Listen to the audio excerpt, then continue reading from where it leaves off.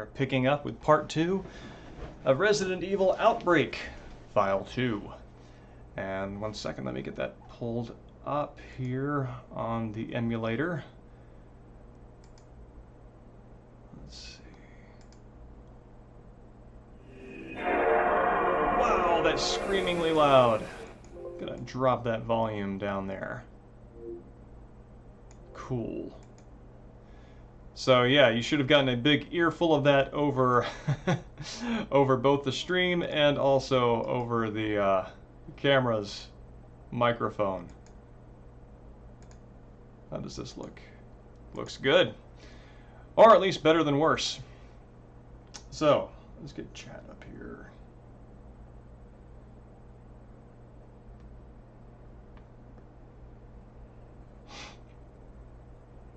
Excellent. So, yeah, again, I'm James Howell. We're going to open again with the readings since last time.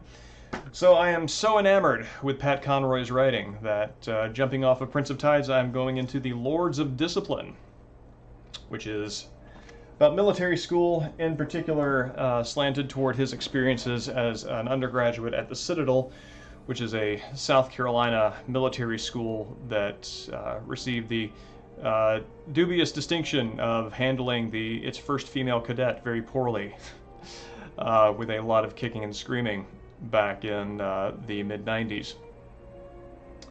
Let's see, drop that for a second.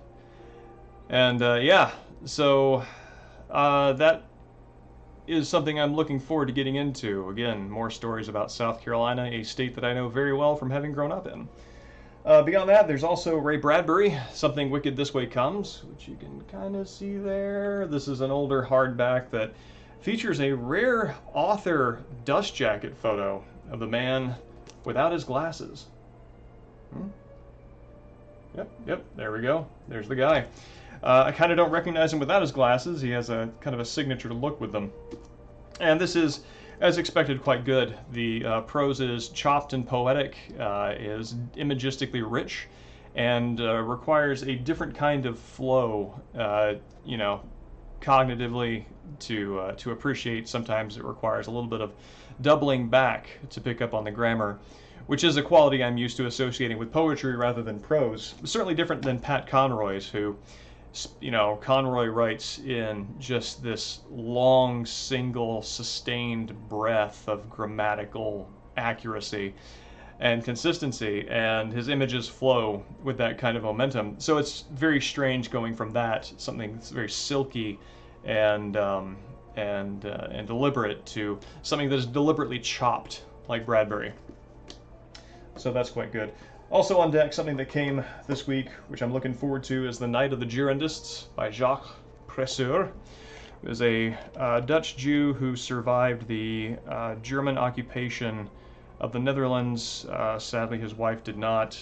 And this is about a man who is basically trafficking people to Nazis under the impression that that will save him, and it of course does not. And so his turn, the part that I don't know about the book, is his turn of fate, what happens to him when he realizes this was not the wisest plan.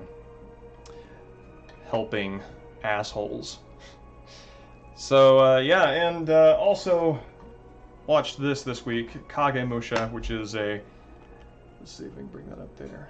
Yeah, Akira Kurosawa movie, which is a 3-hour long, good evening's time investment, but is magnificent. It's I think one of the first Kurosawa movies in color. You get to see all the richness and vibrancy of the Civil War era's pageantry, and at least as Kurosawa was representing it.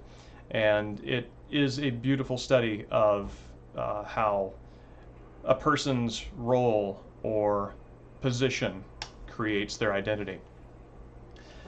So that brings us about 10 minutes in, which is usually our point where I stop talking about other things besides video games and start talking about a video game. So, this is Resident Evil Outbreak, File 2.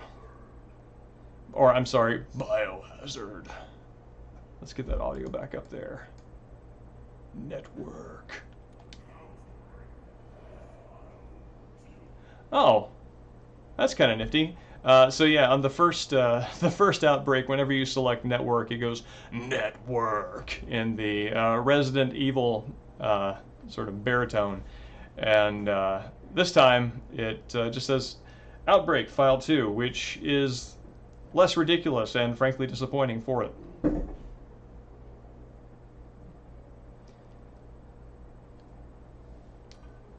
Let's see. Pardon me.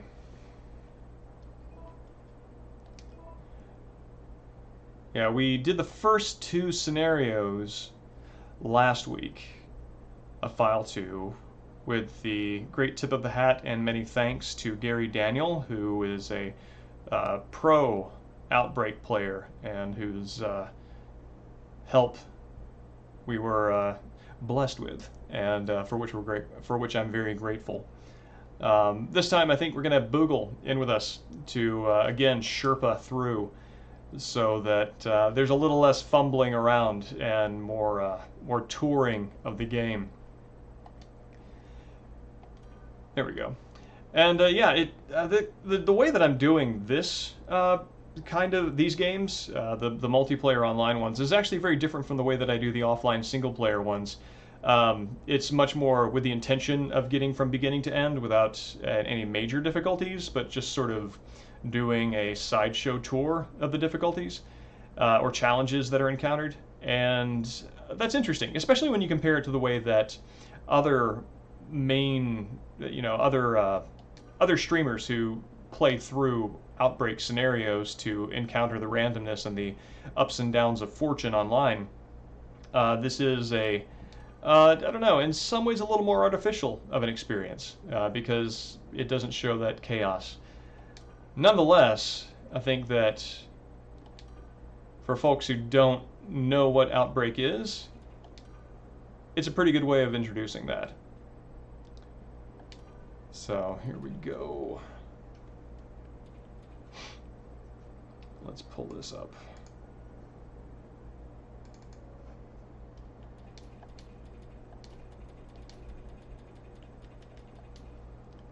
Delta. And we are dropping back down to normal. Flashback, which is one of my favorite scenarios because it can end in so many different ways. Something I think I might like to do is we'll show the proper ending, and then after that might do a quick run through on easy just to see the alternate ending. I'm not sure who would be considered the canon character here. Actually, I think it would be Alyssa. Alyssa is our main character.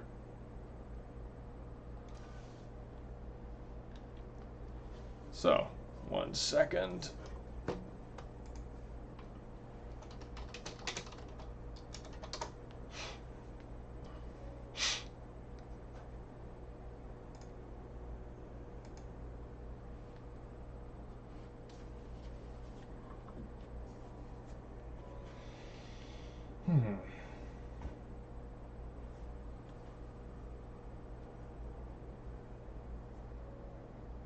So as soon as we get Boogle in, or funnyvids.com, I think is his handle, then we'll get going. And maybe we'll get lucky like last time and have a rando pop in.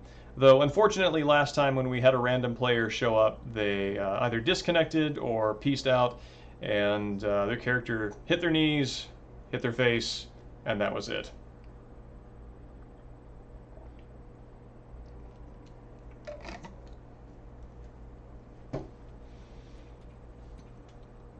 These are some interesting features of the original Outbreak that obviously is no longer up with its fan servers, where the File 2 version gave more control over the online interaction experience. You can mute people, you can send private messages, and yeah, it's before there were any kind of like organized forums, like official forums for matchmaking, that sort of internal messaging system was the only way to sort of like make and keep those comrade relationships going, which is pretty cool.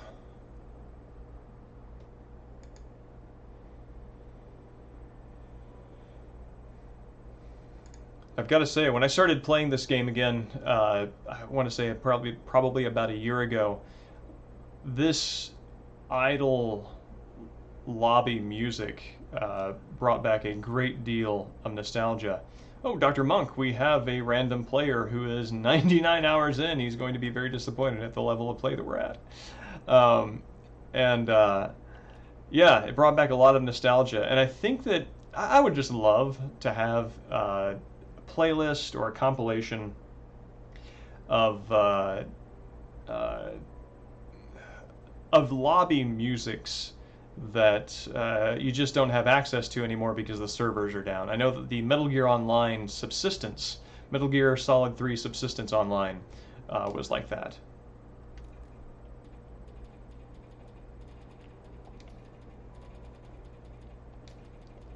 Let this guy know.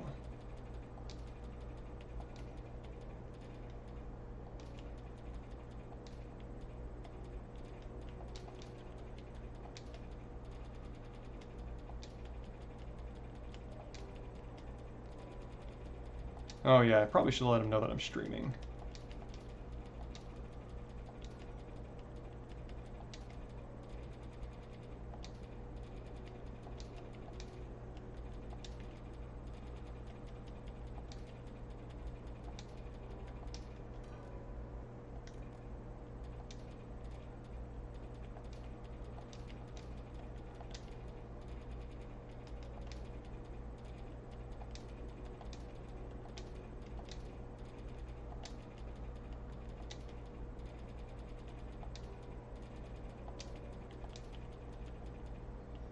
Oh.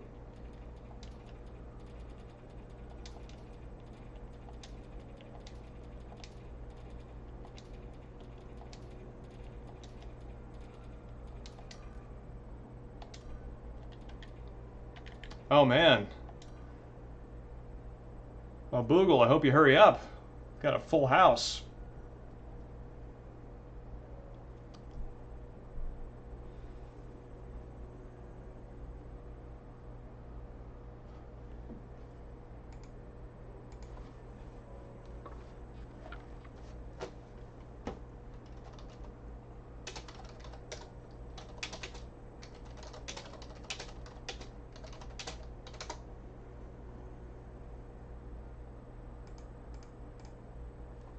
Whoop. Oh no, we're at capacity.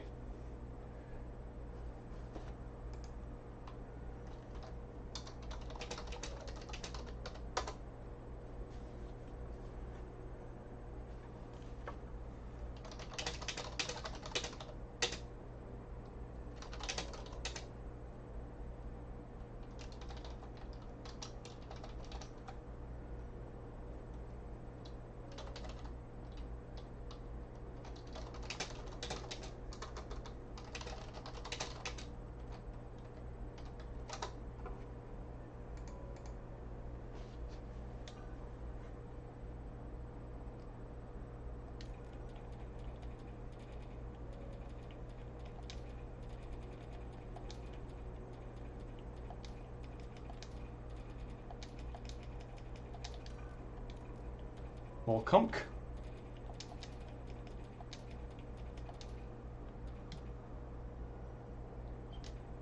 There we go.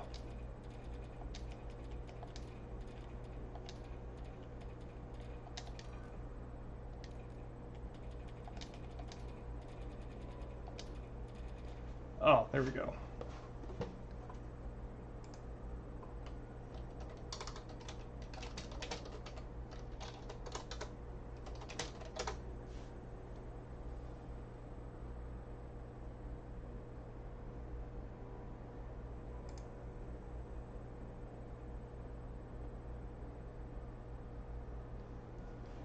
And evening toe. Sorry, we're coordinating our room's occupancy here. Yeah, sure. There we go. All right. So, have. That's all the positive messaging of camaraderie that I'm going to give you. So yes, Mark is Boogle, channel moderator, longtime friend.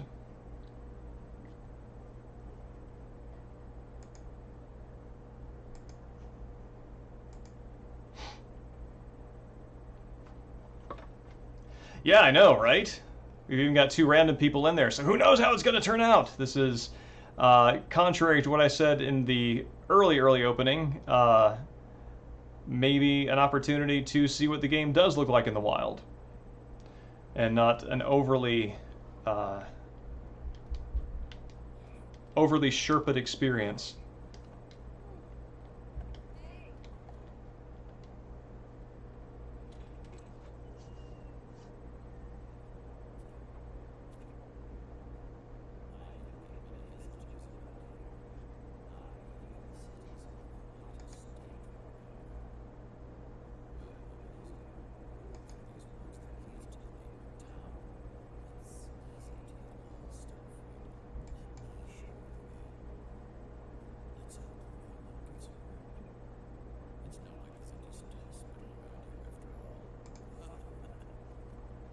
So hopefully you guys have some audio from the game there, along with my voice. So yes, this is crazy old man, lives in the middle of the woods, has gone mad with isolation.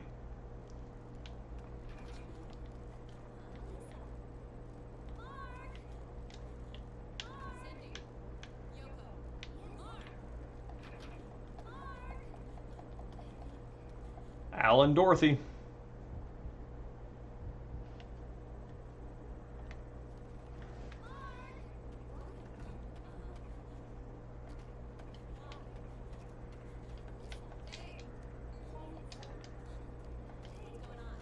Oh, nifty. Alyssa has a stun gun, or taser, for her starting weapon. One of the aspects of Outbreak File 2, this was mentioned briefly last time, is that each character has a starting special item in addition to a special ability. And they have an item that, Alyssa's got the lockpicks, but they also have an equipable inventory slot item. And it looks like Alyssa has a stun gun.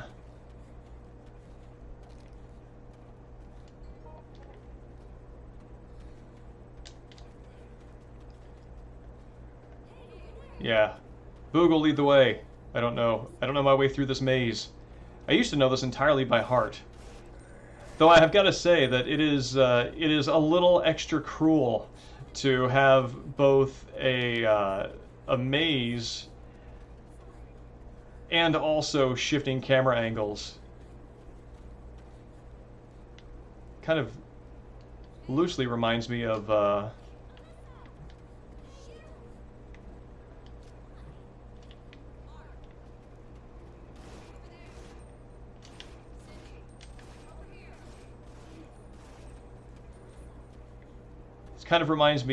the forested area in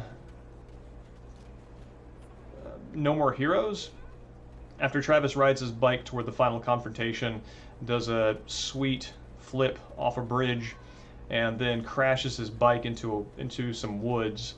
This has the same kind of feeling of ground that is not even that's not very different in how level it is, being unwalkable.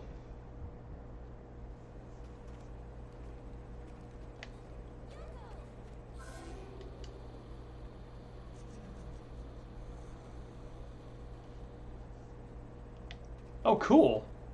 I don't remember a flashback. Or, I don't remember Alyssa getting...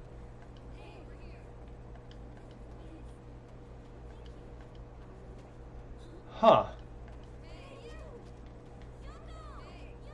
I wonder if we're going to be seeing more stuff. Yeah, show us how to get the special Alyssa ending, Boogle. Is that the one where you walk on the other side of the bridge when the place is collapsing?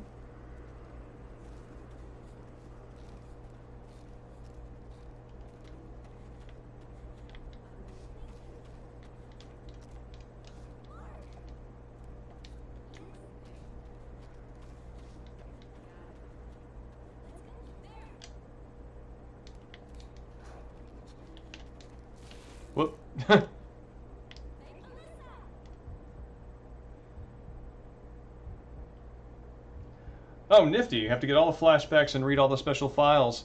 Yeah, I don't remember that. So yeah, guide me to the flashbacks, and we can take a quick tour of that.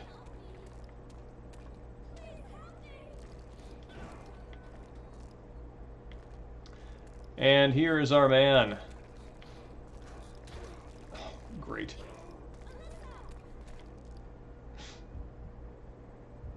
Out of all of us crowding around him, I'm the one that got an axe to the face. Story of my life.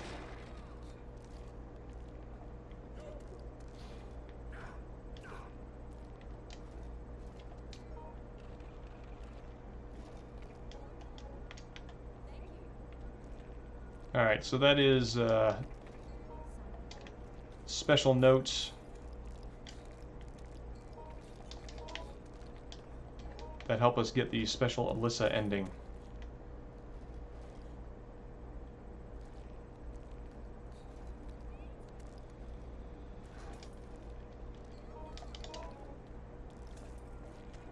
You know what?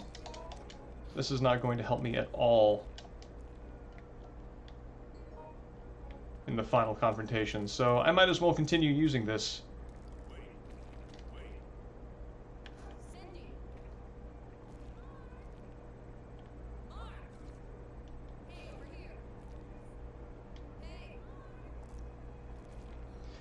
This is the, in terms of the Resident Evil main game's sort of tropes that this is referencing, this is the Plant 42 from Resident Evil 1/remake. Yeah, I think it came up in other instances, but this is much more like the Plant 42.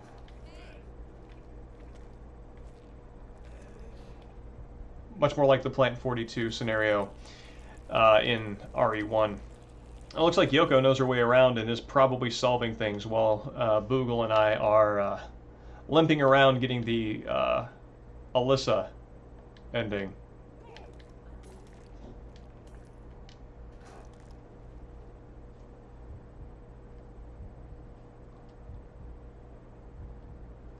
Actually, this makes it an extra special challenge because we get to see, will we get all of the pieces of Alyssa's special ending before our teammates, who are much better versed in this game and this level's flow, before they beat the level without us.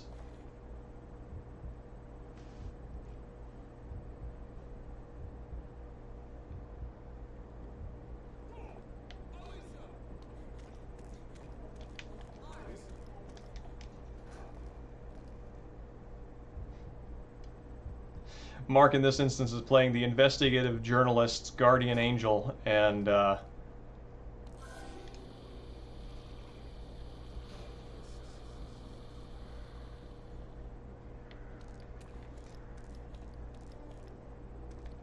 so I believe that Alyssa was called out here on a story, has some sort of amnesia surrounding it, and is remembering that she was called out here because the hospital owner's, or the lead doctor's wife, started to turn.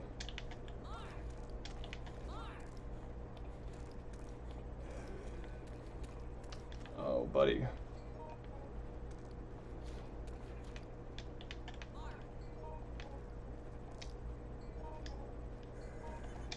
Let's go ahead and stop our virus counter there.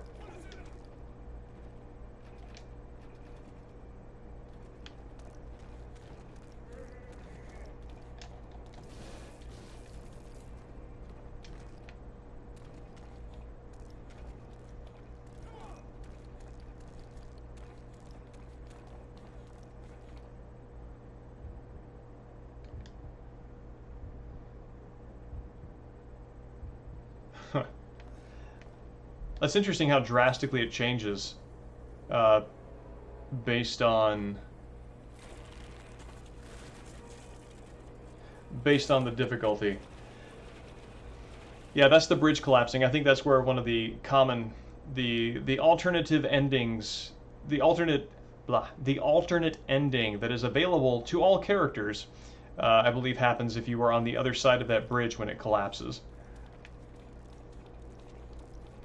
Oh god.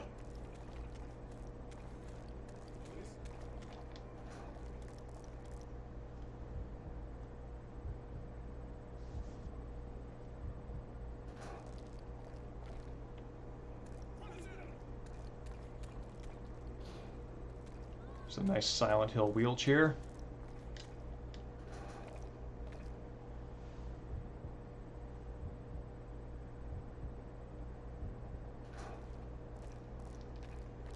Yeah, I know. The Yoko is trucking it.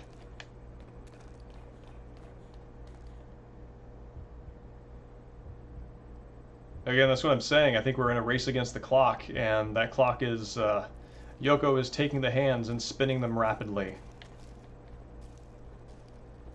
As Mark dematerializes into the second floor. Yeah, Toe, the overgrown building environment is one that I like myself. It reminds me of a lot of the uh, semi-rural.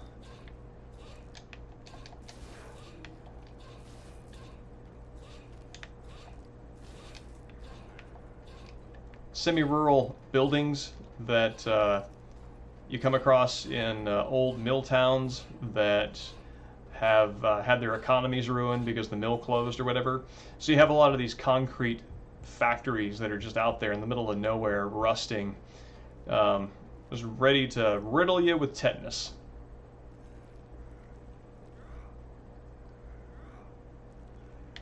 This guy is a regular old-time circus strongman.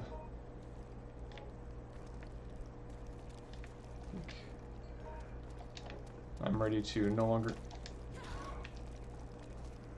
Oh, boy. No, don't do that, Alyssa! Oh, boy. That was close.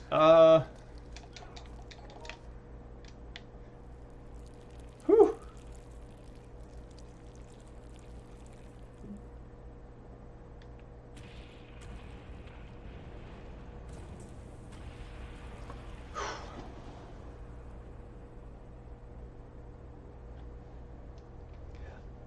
I find that what we're experiencing right now is often how my games go when I play them online. Oh, Axeman left. Um, ooh, this camera angle, buddy. As I am fumbling around trying to figure out where the hell I am, the level is proceeding rapidly without me.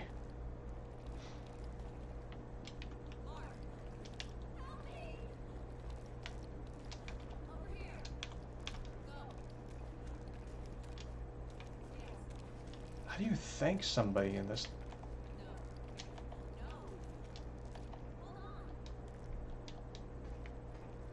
I'm trying to say thank you, but I just can't find the words.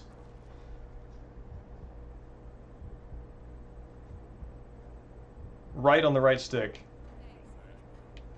Aw. You know what? Right on the right stick is also where Mark's name is, so you live in the place of gratitude in my heart.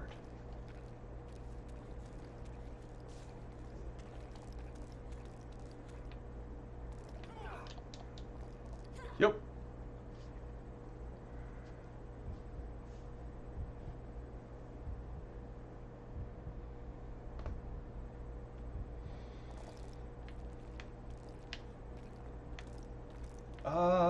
What is this? Syringe empty. I do not need that. That is for somebody who is interested in solving the puzzles of this level rather than taking advantage of the trails blazed by others.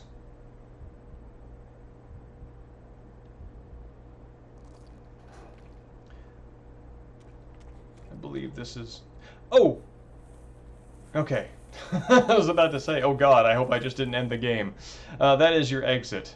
And as indicated by the vines that are creeping up, indicating that you are both watched and being toyed with, you have to defeat the boss in order to make it out.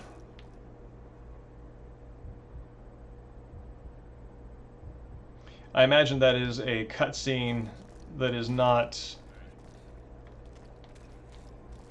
that isn't seen by many current Outbreak players because, oh Jesus, everybody already knows that you're not supposed to go through that door, so nobody activates it.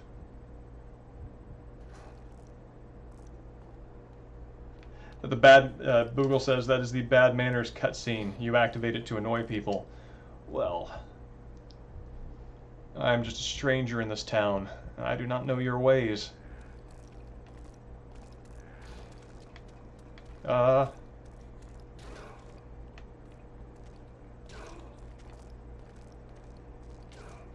we killing him? Am I helping? I think I'm helping. Oh. Okay. Looks like instead of dying gracefully, he just skedaddles.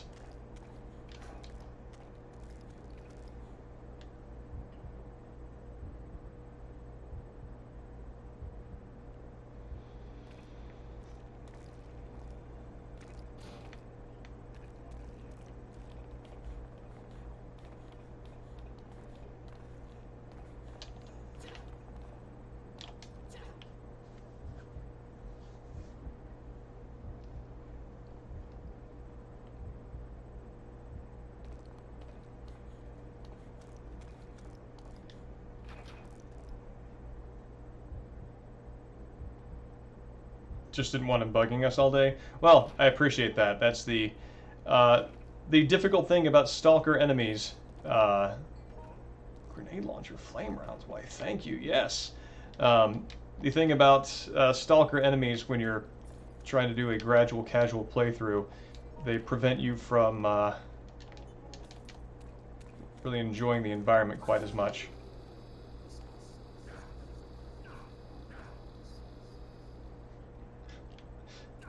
For some reason, my memories of that moment include Mark loudly and angrily stomping on a sheaf of papers. My...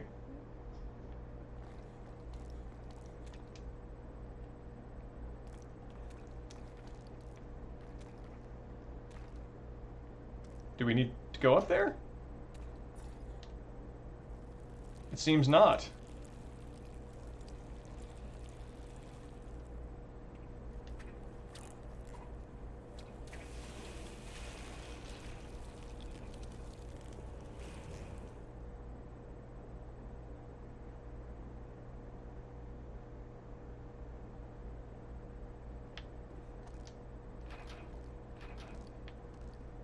Alright, and that exposes the boss to critical damage, which we are presently going to deal. Assuming we don't have all the files. Okay. Yeah! Right, downstairs. The last file only appears after the boss is dead. Okay, good. And it sounds like I already got all the flashbacks.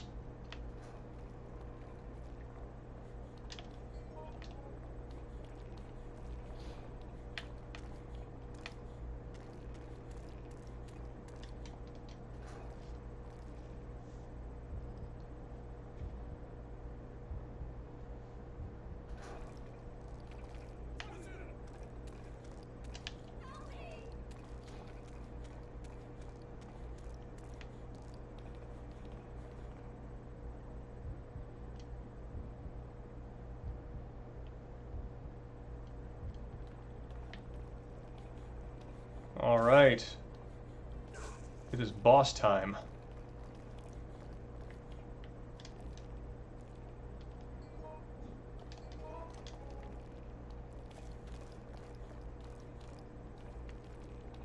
Is it? Is it boss time? Oh, buddy. There we go. Mark is especially good with the axe because he has extra melee damage. That's one of his abilities besides being able to block. Wait, where did my rocket launcher, grenade launcher go?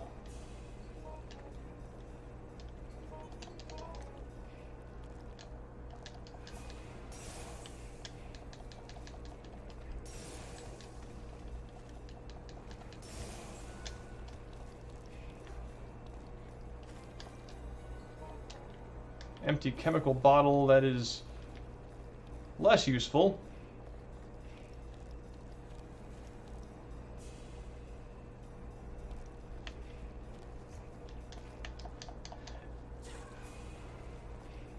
Yeah, Boogle, I'm noticing you dropped the axe and I dropped the grenade launcher, and I just equipped it right before walking in here, so I'm not sure what's going on. And Boogle says this Yoko is cheating.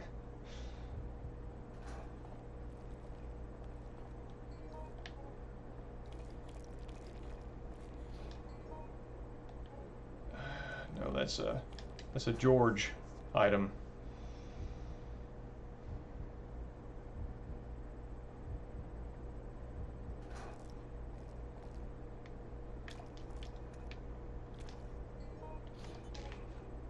I think you can fill these chemical bottles up here.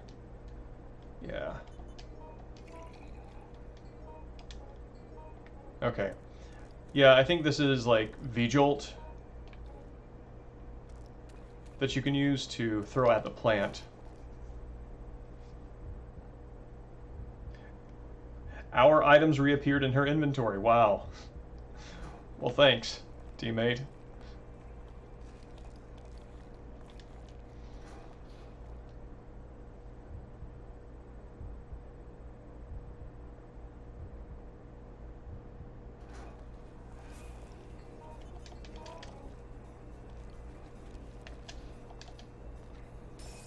Oof. Did a lot of nothing.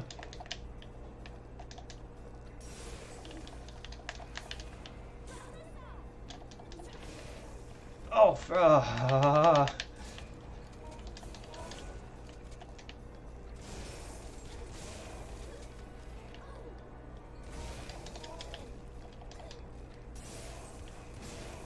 A challenge here is if you are interrupted by an enemy grab in between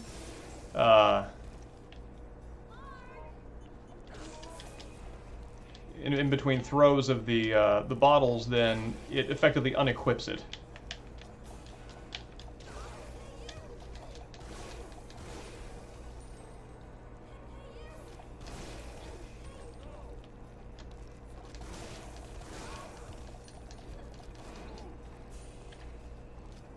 What?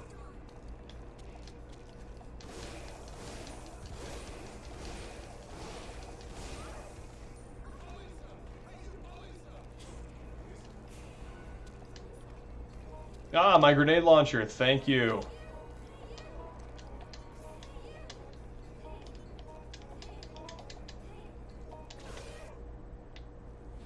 I defeated the final boss, which is the co-op inventory system.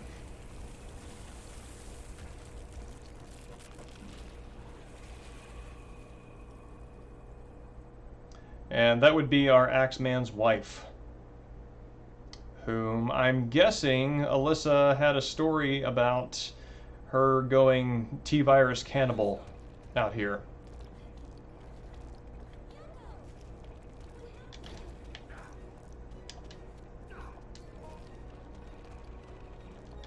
Dorothy, that would be it.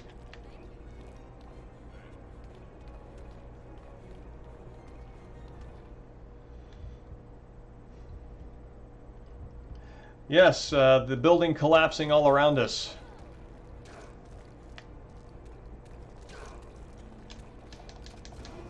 Finally, I get to use this damn thing.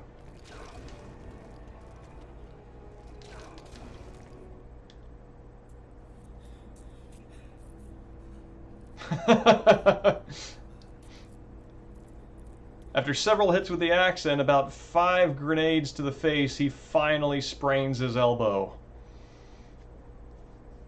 Making headway on this one, fellas.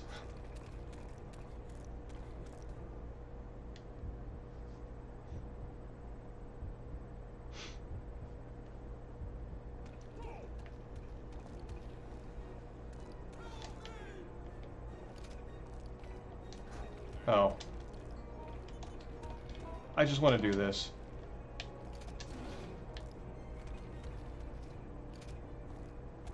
Thank you for indulging me that.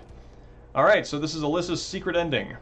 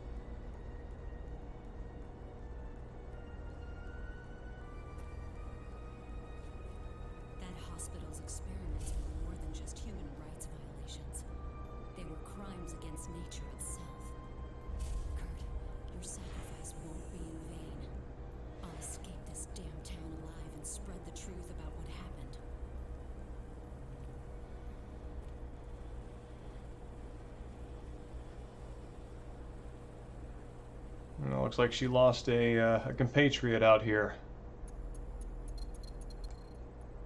Yeah, that was cool, Boogle. I don't remember that at all from playing it years and years ago. So yeah, it looks like we lost Yoko. Looks like Aeon bit the dust.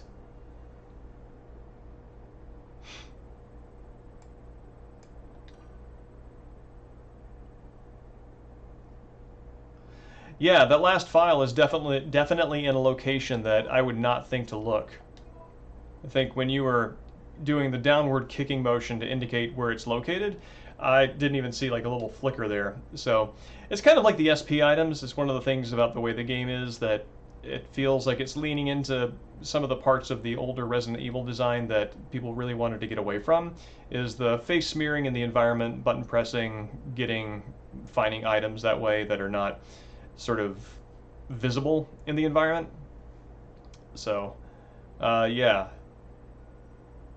Nonetheless, cool. Thank you for showing me that.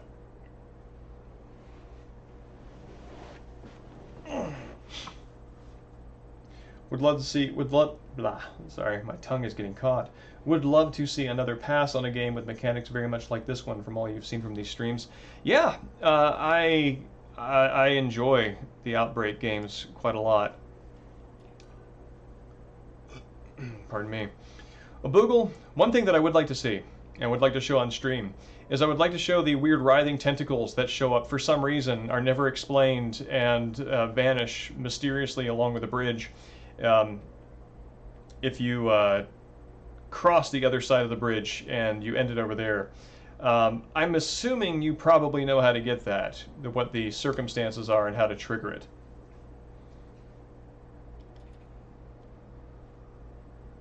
Yeah, the alternate flashback ending.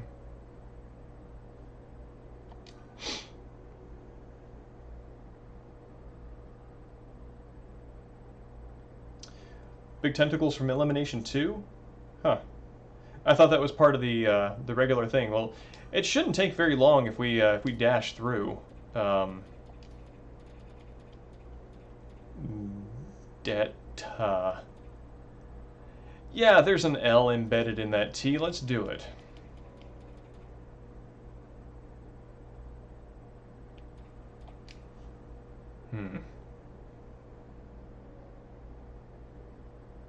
Alternate flashback ending requires somebody to go use a syringe.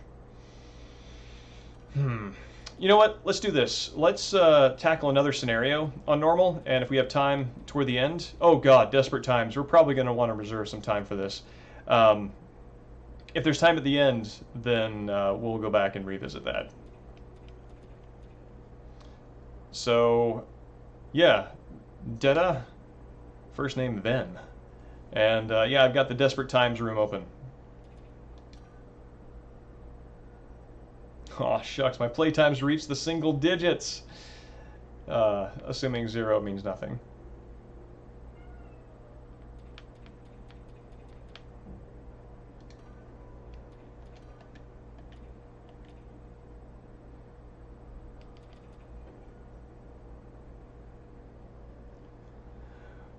Well, let's give it... Tell you what, I'm going to take a quick break, and I'll come back in like 3 minutes, and we'll see what kind of randos we've got, and if we don't have any, then we'll go with just you and me. So give me 1 second, I'll be right back.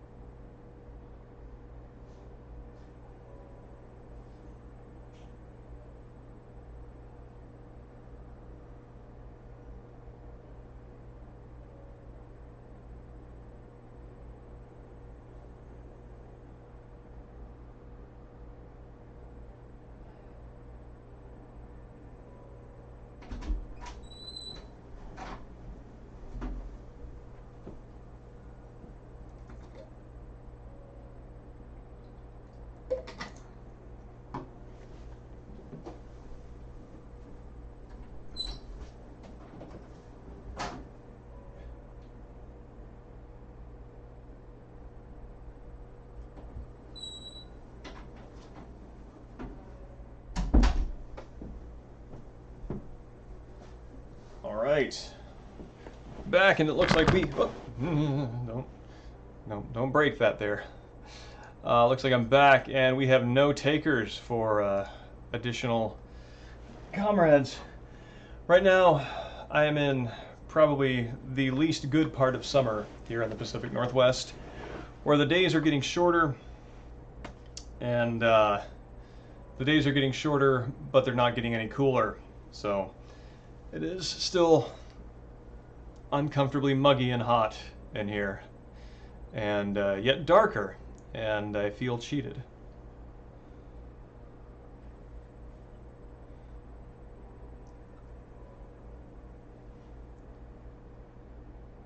Your friend is trying to get in shape for a Resident Evil trivia contest. Who in the Resident Evil series needs Scissors 61? Answer is no one. So I hope that helps. But no, yeah, if I think of any, from the original fixed camera fixed camera games, I think I tried to say angle and games at the same time, and it came out gangs. It's been that kind of day. Yeah, I'll let you know. Okay, remakes included and RE0, so yeah, fixed angle ones. And yes, Mode 7, I am back and ready to wreck all that I own in a desperate attempt to fire this up. They managed to make Kevin look sinister in all of his still shots in this. I don't know if it's because of the cut of the mouth or what, but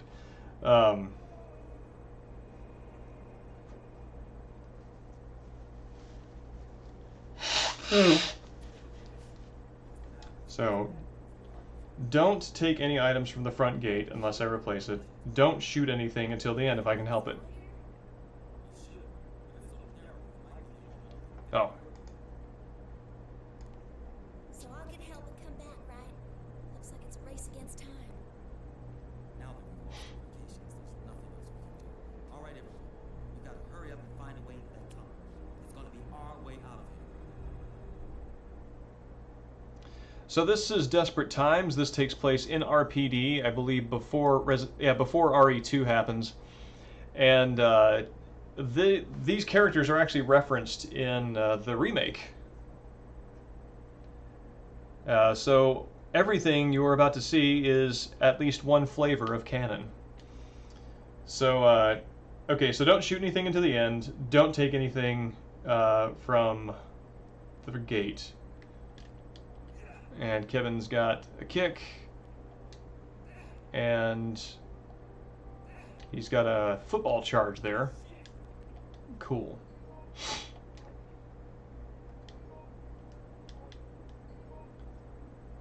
All right, 45. Okay, so Kevin has, let's see, he's got his 45 auto, and he's got a magazine for quick reloading. Cool.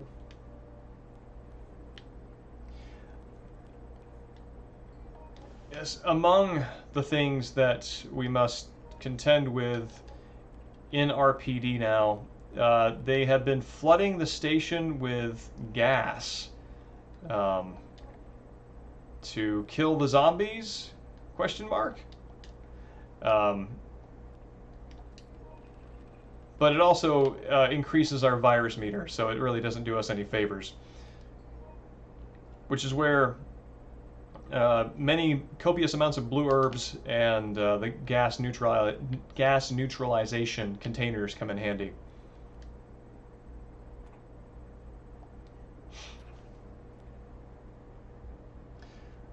The idea is to gather useful items and ammo and hoard them at the front gate. Yes, because this ends with a siege. What is in here? Oh, liquors. Fantastic.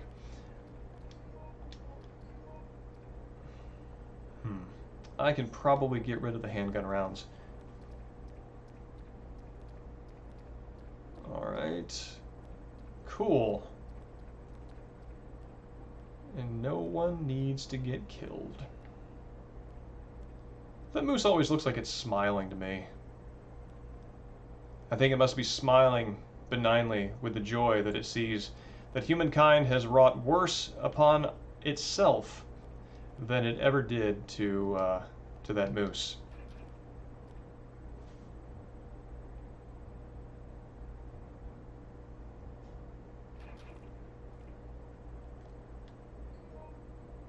No, I don't need that.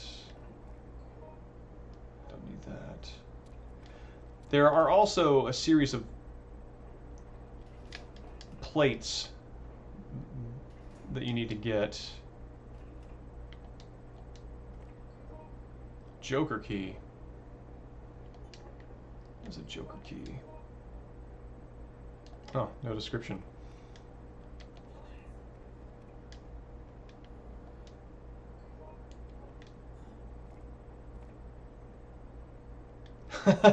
No, not that kind of liquor. Though both, if engaged in excess, will knock you on your ass. Joker key unlocks every door on the map. Fantastic. And that would be the gas that very rapidly increases my virus meter. So yeah, it looks like Kevin, if you are playing as Kevin, gets a key that unlocks everything, which is pretty nifty.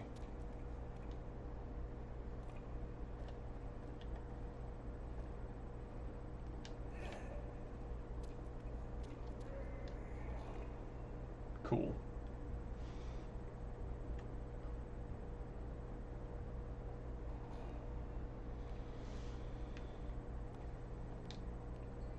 Recovery medicine base, that is for George. This. I'm just going to use this. Stop that virus meter. Emerald plate, yes, that is what I need. And now to get the hell out of here.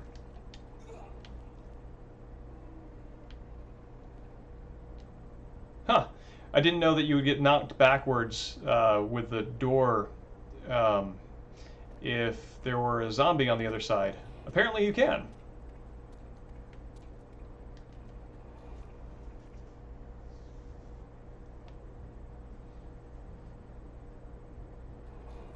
A key that unlocks everything sounds like the most powerful item in a survival horror game. You are not wrong. Alright, some handgun magazines. Boogle, there's a bunch of ammunition down here on the in the basement. Should you need it. Oh, there's a secret file, which seems like I think I need that to give to someone. Oh, that's right. Ben, the reporter who's in the holding cell, needs to receive that file in order to give me something that I need. Which is funny, because I previously thought that Ben had done his own investigative reporting and that he was hiding himself up inside the cell waiting for Leon to, you know, do him a favor and free him. But it turns out Ben didn't do any investigative reporting. He just cowardly hid in a cell and waited for a cop to leak it to him. Way to take credit for your sources, Ben.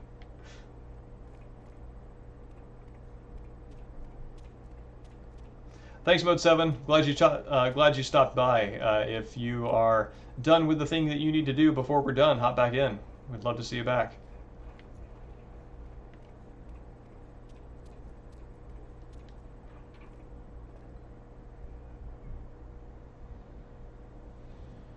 Okay.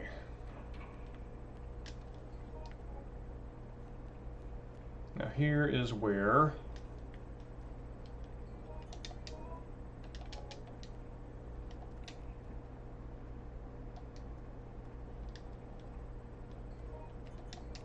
oh, I guess I didn't.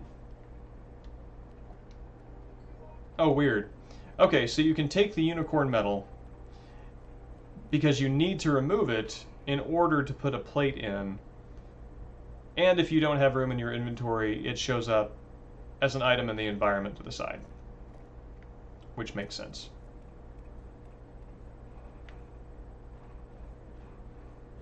So yeah, anybody who is familiar with this this area from RE2, this was actually a really special special kind of way to revisit here, because you came back and you got to saw RPD again from Jill's perspective before the events of Resident Evil 2, and that was neat. But this was a way to see it in something that was much higher resolution than the original PlayStation, and it was just a special experience overall, I felt.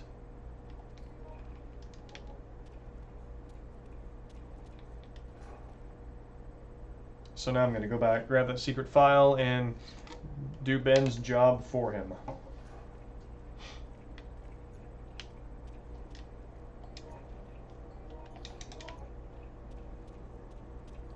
Use that to try to halt the virus meter.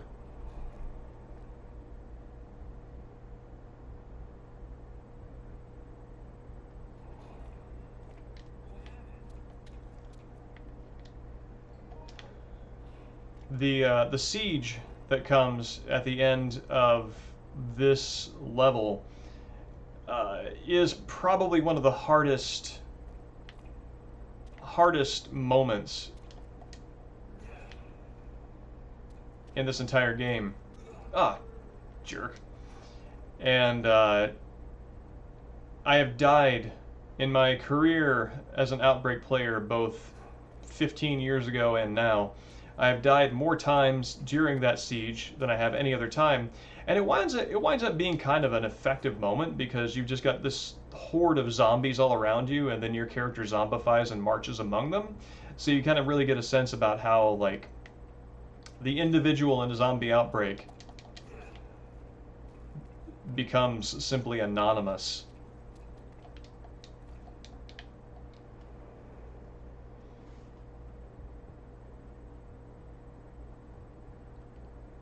Like, see your character wandering around a bunch of character models that you've been shooting this entire time. You're like, I know that guy.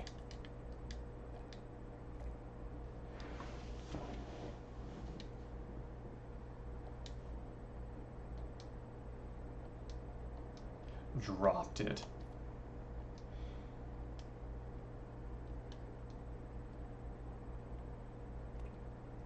Well, buddy, enjoy your fate.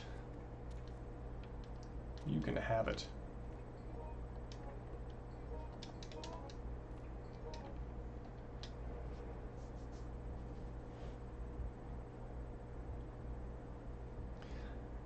Yeah, and a weird hiccup between game logic and real logic, that area that I was just in, even though those are bars and therefore, gas passes through bars quite easily, if there is zombie gas in that hallway, it doesn't actually go into that room. So all you have to do in the world of Resident Evil in order to enter into a new area is just observe, is this door attached to a load screen?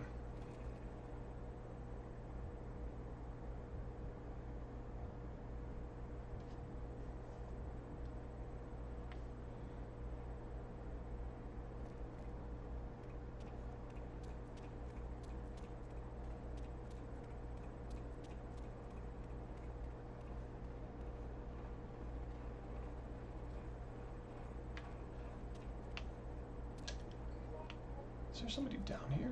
No, this guy on the other side of the fence. Cool.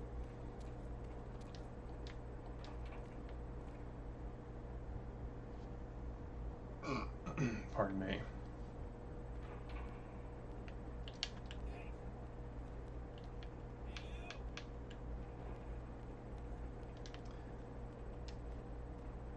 All right.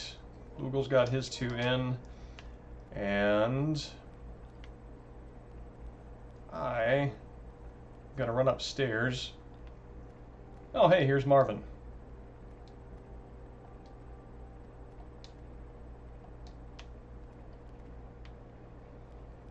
Oh, cool. Marvin talks to Kevin as a peer.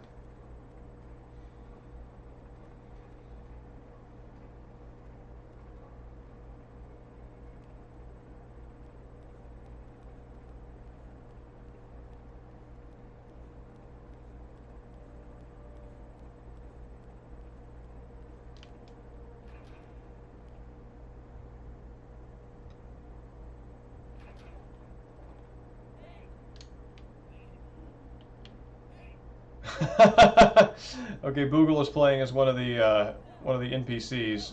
It was Peter, the corpse from Decisions, who we find, hence his shambling, grotesque look.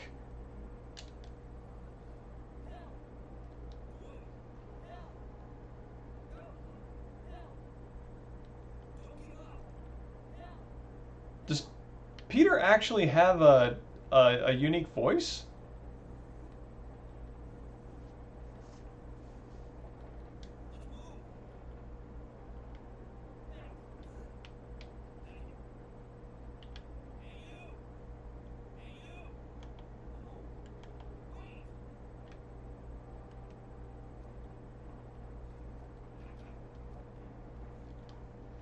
All right. So, now that my mad, poorly hygiened scientist friend is running back, I'm going to drop this thing off and we can get Rita on her way. Yeah, the original Resident Evil 2 did not have this portal that's about to open up, and it's an instance of a game that is maligned as non-canonical or at least, disposable, having an influence over the remake, because this actually is very similar to how Leon and Claire get out in the regular. Alright, nope. I have not put the plate in yet. I am awaiting your arrival.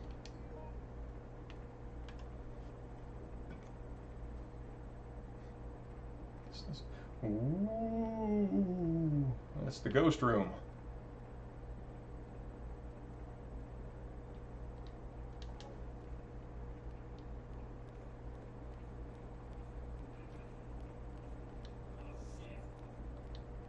There we go.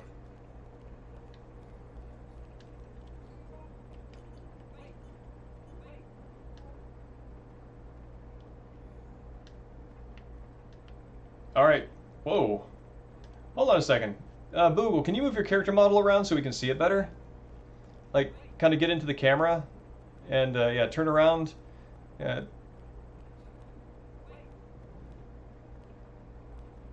Yeah, come closer to the camera. Yeah, Peter looks like hell.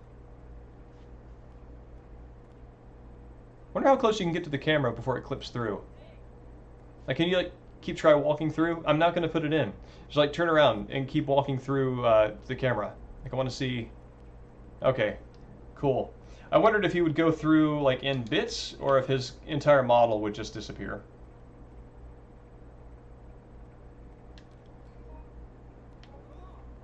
Oh, I guess I don't need this key anymore, huh? Here. I'll be there in just 1 second. I'm grabbing these herbs.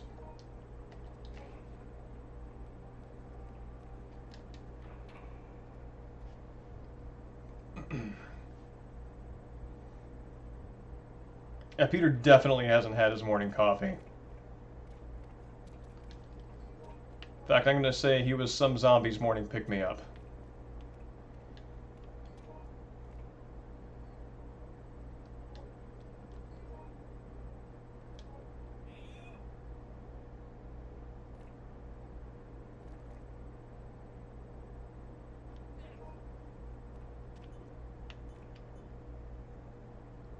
All right, so yeah, so I'm going into this final encounter with like 21 magnum shots, 21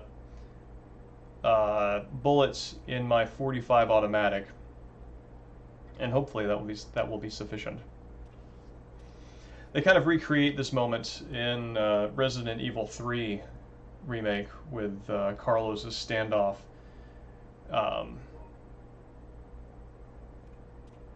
Oh, HP handgun over on the ground. Thank you. Carlos' standoff in the hospital, which is one of my favorite moments in that whole game. Resident Evil 3 Remake really did a fine job of taking the mechanics that they worked through in RE2 Remake and turning it into a more action-oriented game.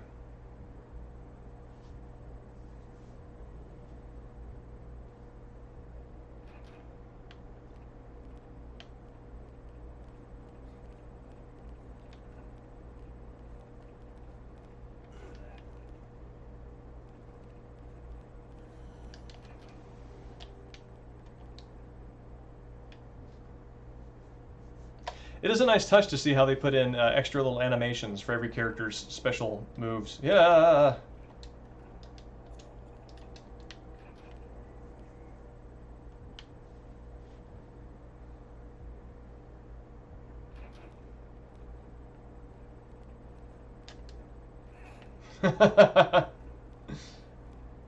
Go, ice skating zombie. Skedaddle as you must.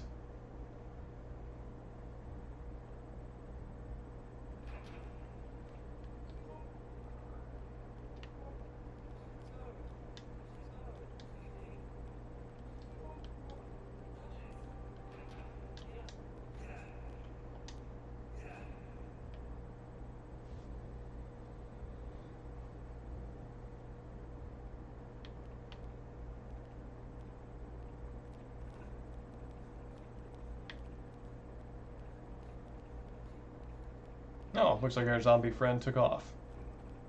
Excellent.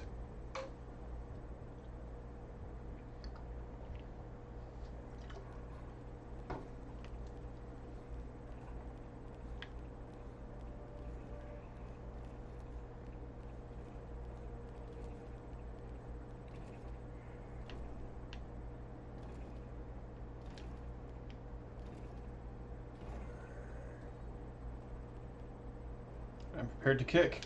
Ah!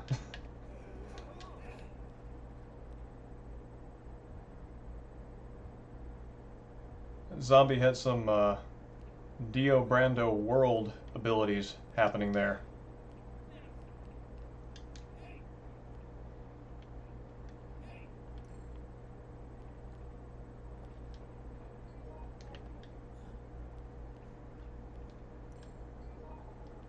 Hmm.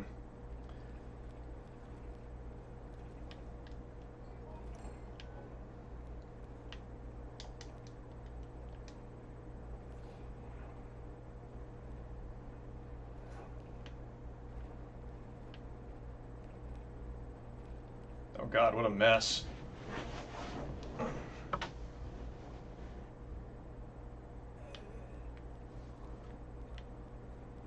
Let's go ahead and add this in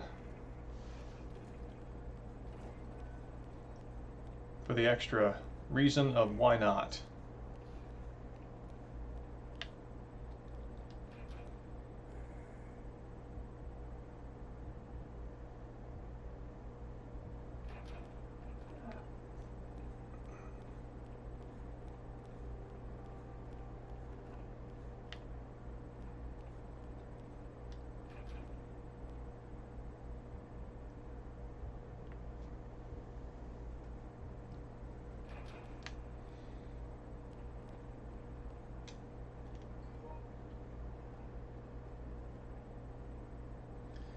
Open the shutter and go check the ramp.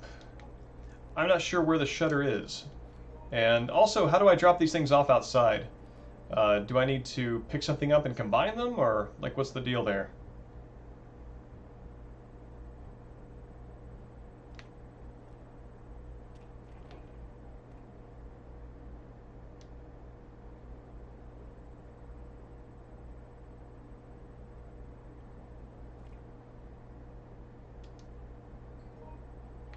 Okay.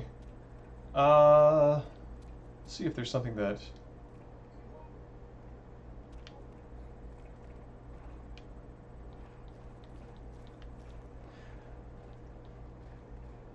I guess this is what confuses me about how to manage this inventory, is if I pick something up and swap it, then when I grab something else elsewhere, I'm still going to need to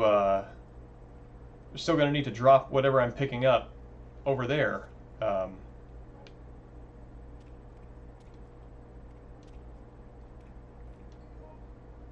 Okay, so guess I'm just accepting that I'm going to be ditching some of these items at the locations.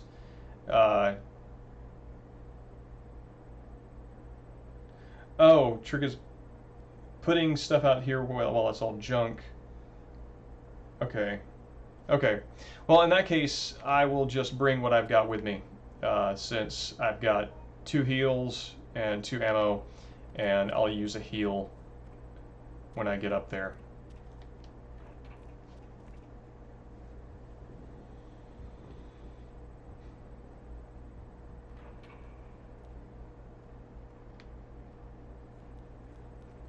Okay, don't worry about wasting heals. Okay, excellent.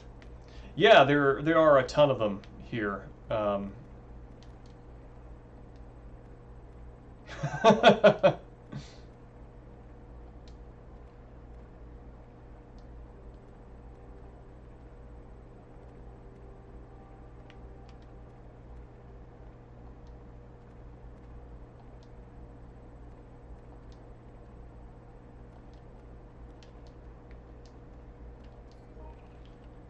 All right, Boogle, I am ready to activate this thing. I think you need to put the final plate in, right, to get Rita off the computer?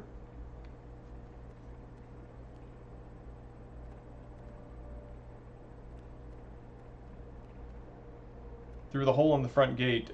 Do you mean I go downstairs, I go through the crawl space into the parking garage area, and there's a shutter down there that I open up and go through? Okay. Yeah, I know where that is. Do we need to get Rita off the computer for me to open that?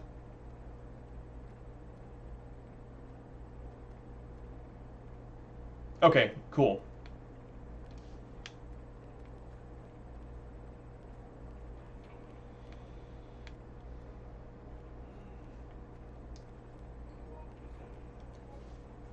All right, let's bump up the volume on this one.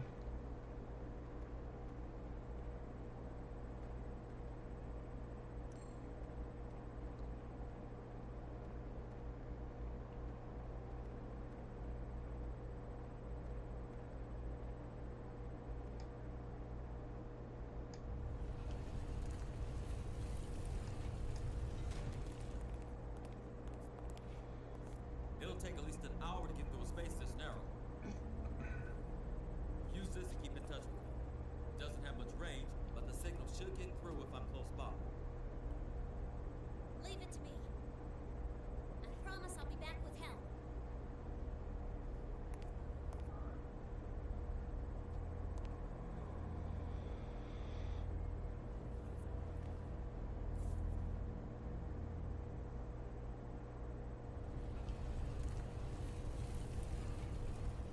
Yeah, that's like a nightmare, right? Welcome to your grave. Marvin! Marvin! Hey, you made it! Sorry. Wait. I'm heading your way now. I'll pull the truck up to the front gate and get everyone together there. I won't be able to do that for this long, so hurry up, okay? I'll contact you again later. All right, be careful. Cool. I'm struck by the fact that, like many forces, police and otherwise, in action movies, the more a character is given personality, the more competent and likely they are to be good at their job. Hence the contrast between these folks here who are able to find secrets, devise a plan, and whoops, Martin's bit, and execute it to save themselves and others, as opposed to the faceless many others who have no personality and solely exist to die.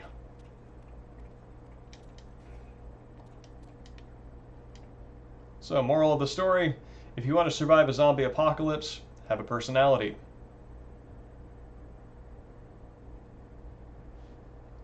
Yeah, Rita is brave. That would be, every time I see that cutscene, it terrifies me.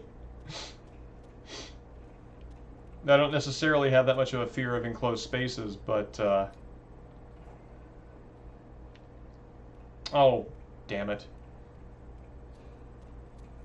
Sorry, I forgot to use the computer. I'm going back.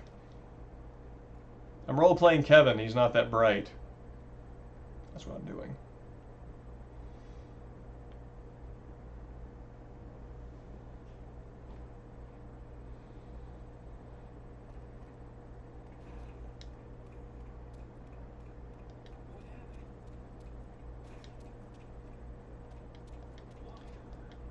I like to think that there's like a supervising officer that just hears every single one of Kevin's ad libs, and that's just further reason to demote him.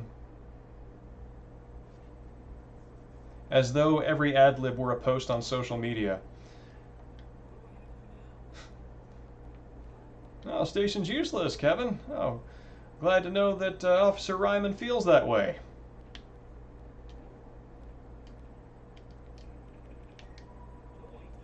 Okay.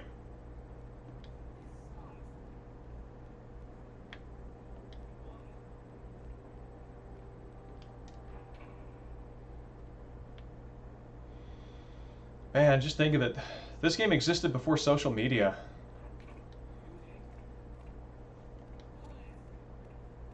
There was no Facebook when this came out.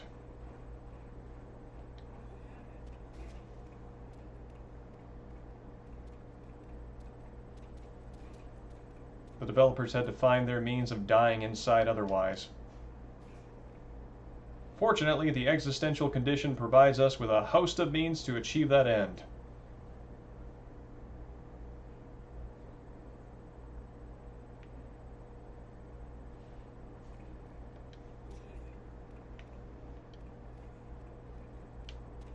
No!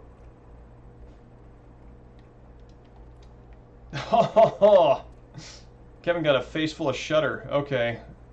I guess let's do this again.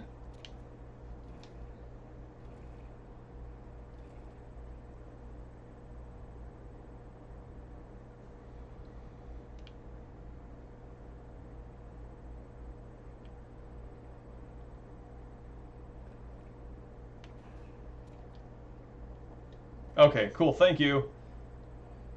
I mean, I kind of feel that if maybe I use tank controls instead of getting lost in a little bit of a loop with the 2D controls, I could probably do it, but I appreciate the help. Because I was like right there.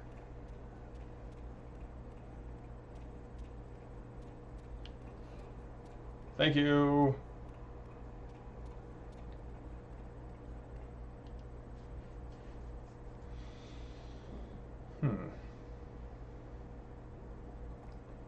This is something else that I don't remember. Wild. Oh, God.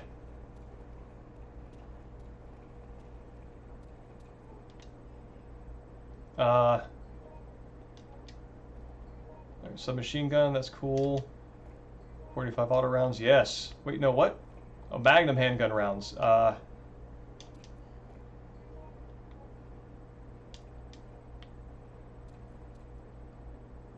right. You guys are not sufficiently motivated.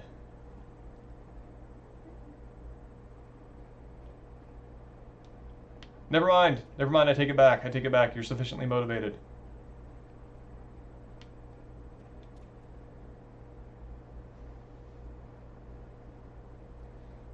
Yeah, I think he's just doing this. I don't think he's doing it with respect to my location. I'm just watching the pathing here, and it's kind of like a figure eight. Oh, he got sleepy.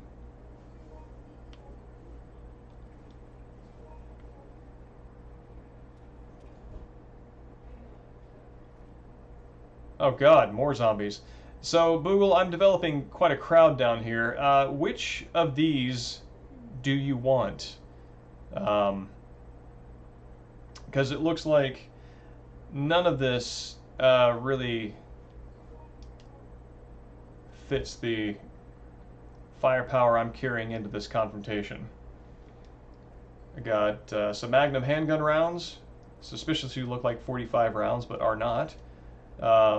First aid spray, looks like some shotgun bullets and some film.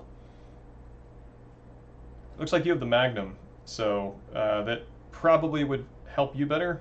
You want the shotgun bullets? Okay. Yeah. Gonna wait for these guys to kind of mosey on back.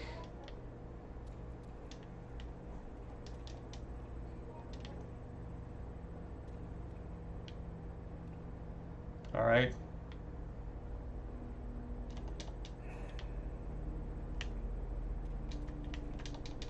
Ah.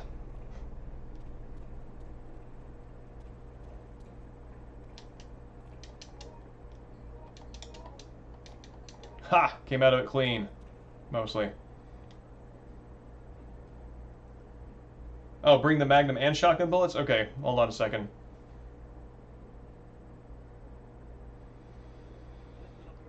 It's like Marvin got fed up of waiting.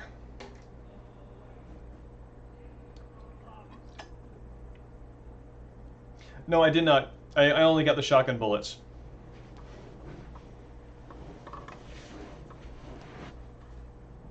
So I'm going back for the Magnum.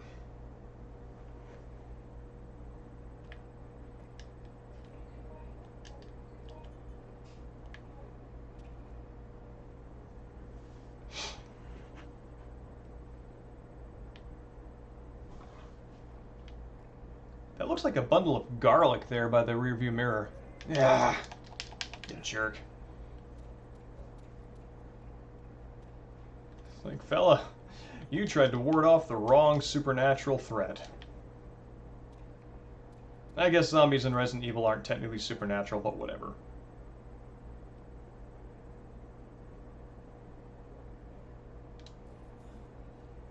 Oh, weird. It just automatically zipped me here. I'm glad I got the Magnum bullets when I did. Okay, I will potshot everything.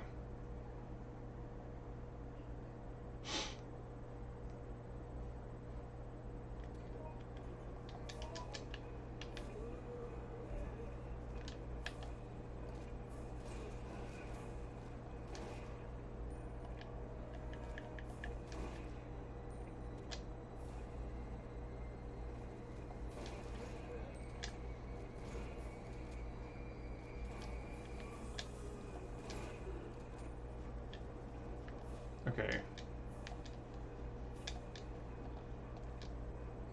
Alright, Boogle, I'm picking up the handgun and I'm leaving the Magnum bullets right there.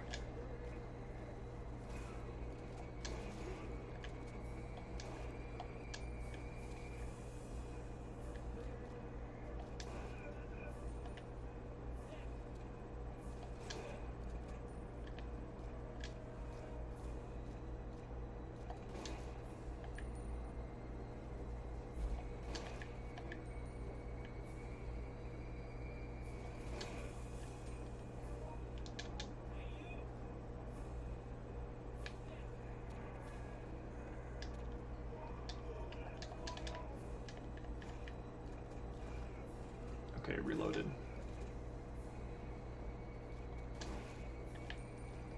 Alright, I'm grabbing my bullets here.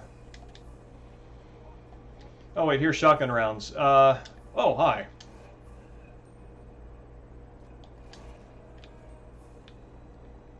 Oh, zombies are crawling through there, strangely.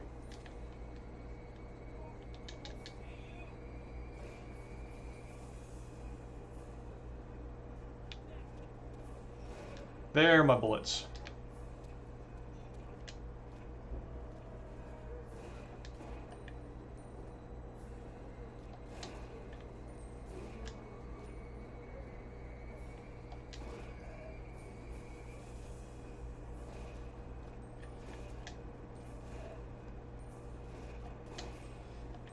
Kevin's pot shot ability allows him to line up a headshot by dropping his iron sights down. Oh, I'm out of that, aren't I?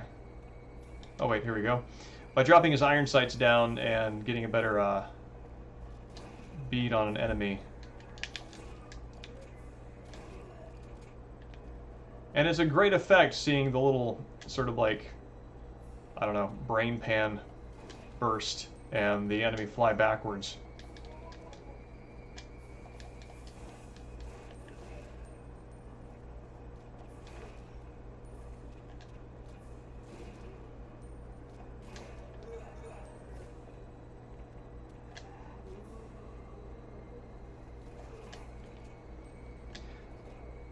So I recall on Very Hard, this has a lot more enemies than just this here. This is a pretty low intensity siege.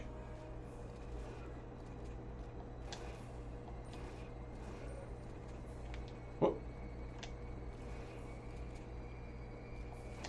But In all honesty, it seems it's low intensity because we have prepared for it, and like as soon as stuff like this starts to lose, as soon as you start to lose control of the situation, you quickly get swamped. What?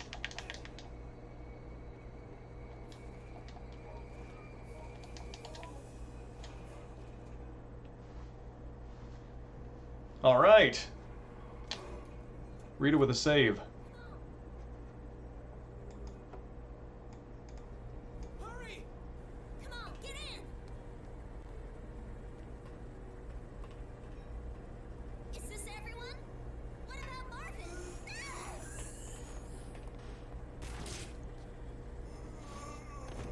Move! Go, go, go!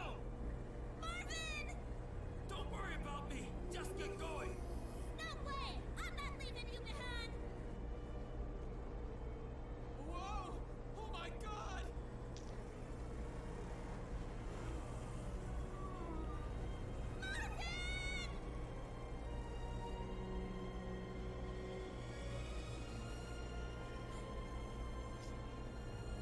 You don't need to worry about him, Rita. He was born to be a cop. It'll take a lot more than that to stop a tough guy like him. Hell, we haven't even finished training the new recruits yet. Right, Marvin? Kevin, Marvin's not here.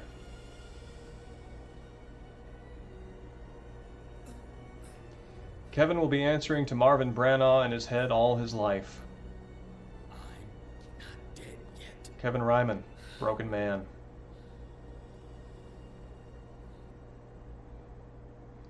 And Martin wanders off to Slouch, where he will be found by Leon Kennedy approximately 2 days later.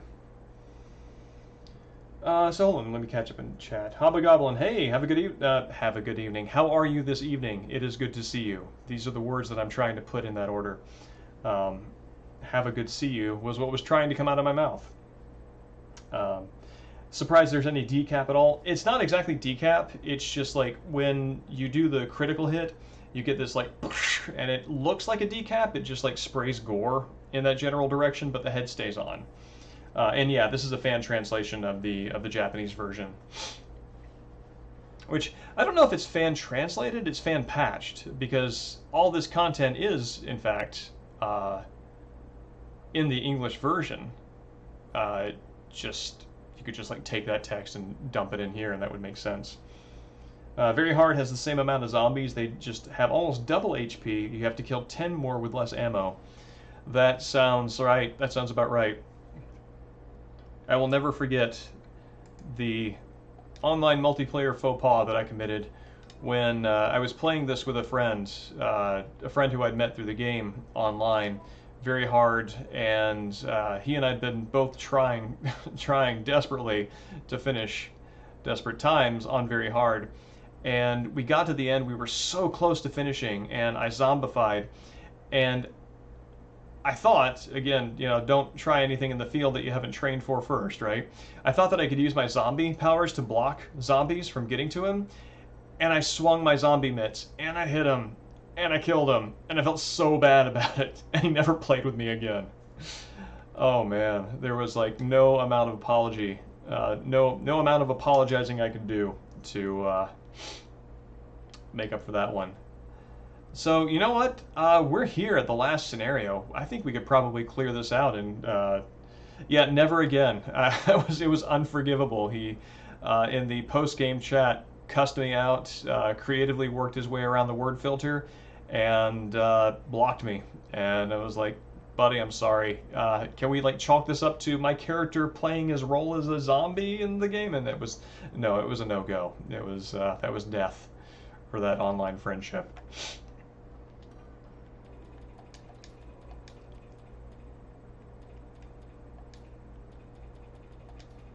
Delita from Final Fantasy Tactics. All right, end of the road. Boogle, are you game?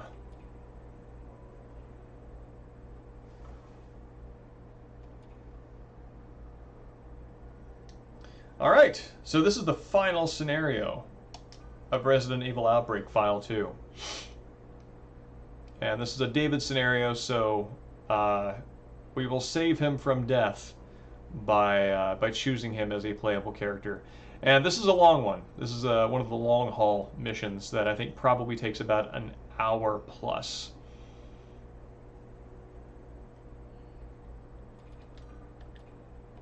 Oh, we've got camo in here. So we have a rando with us.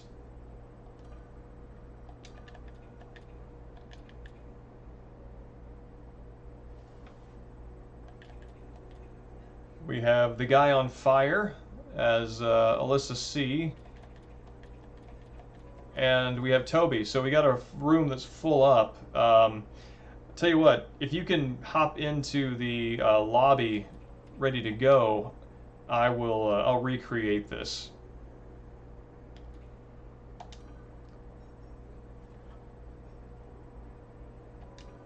Sorry, my fellows. Oh no, I don't.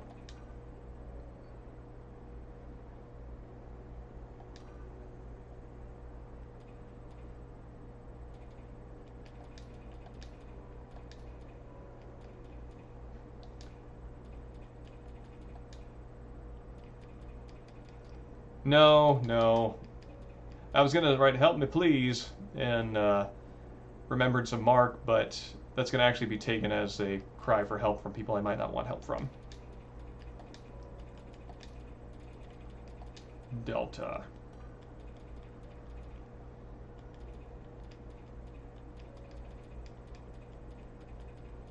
I wish there were a way to reserve a slot, because then I could just have this thing open and Google could hop in. So yeah, I'm not against having randos, so I don't want to put a password on it. So, Boogle, are you ready to go?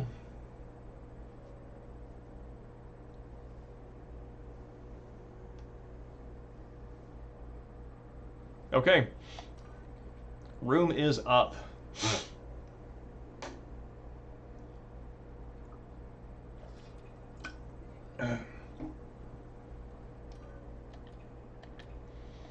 All right, funnyvids.com. Welcome. Oh my God! Wow, already. Cool. Let's go. They're chomping at the bit there.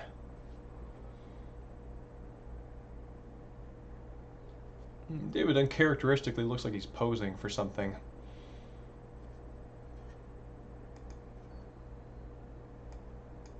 Let's turn the volume up on this cutscene.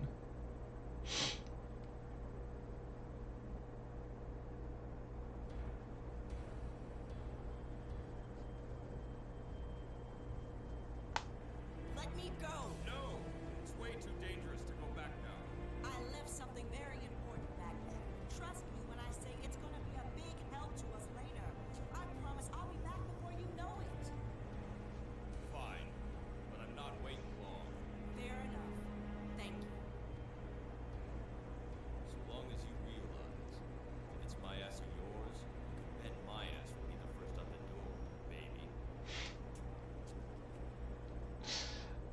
Yeah, this is vintage era voice acting. I love it.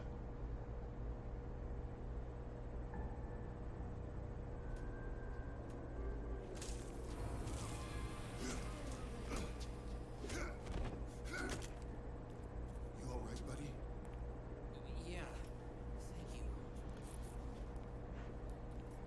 Wait a second. She's human. Carter.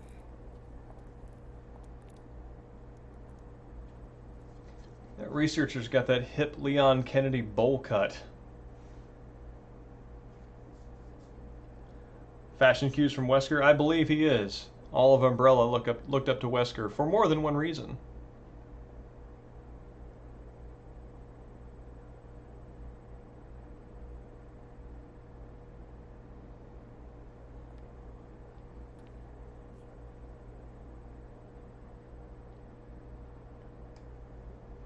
You're here for the sample, too, right, Linda?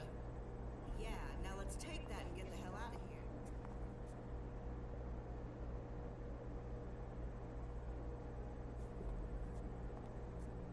You might want to get moving there too, stranger. course, you can always come with us. We got a helicopter waiting. What's going on?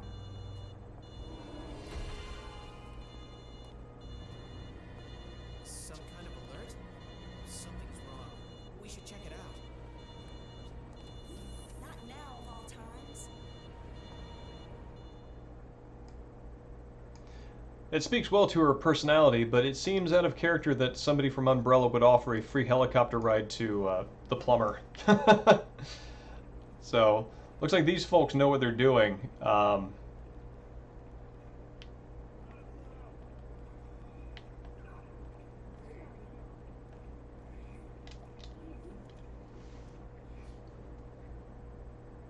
And will probably give us a racing speed through this, which isn't super bad.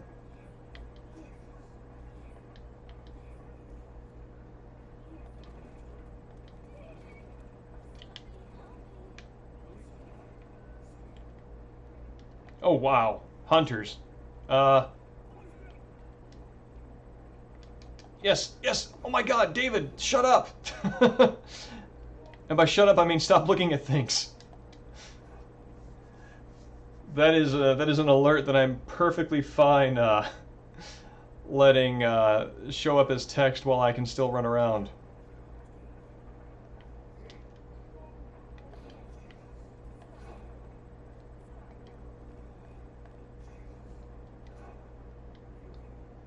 Yeah, that is fast.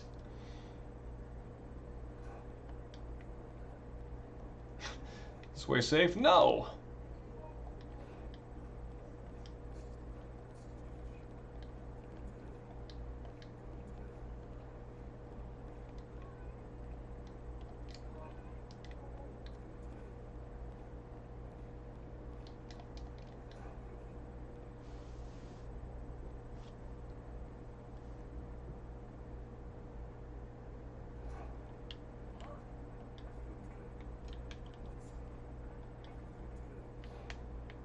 This.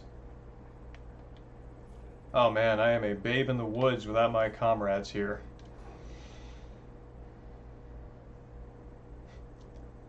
And I have a feeling they are not even checking their rear view mirrors.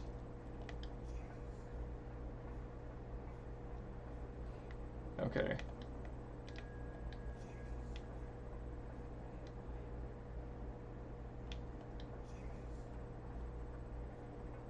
Is this also? Yep, this is also a card reader.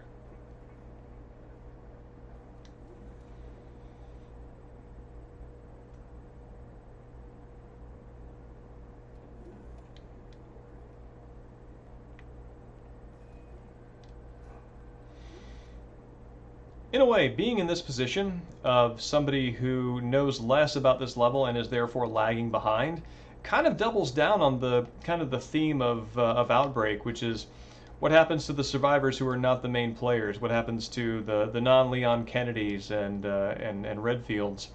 And right now, in the grand scheme of things, these other characters are functionally the Redfields and Kennedys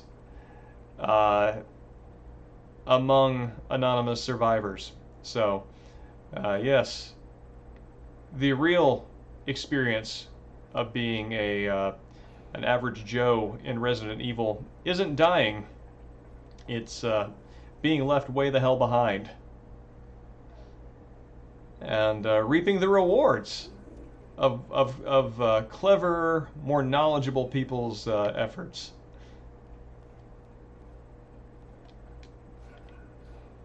Oh, Jesus.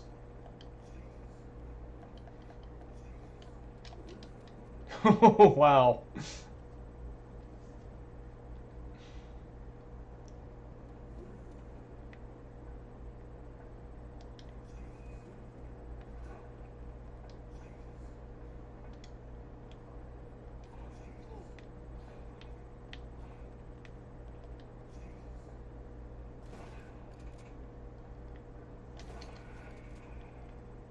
All right. Hooray, we did it.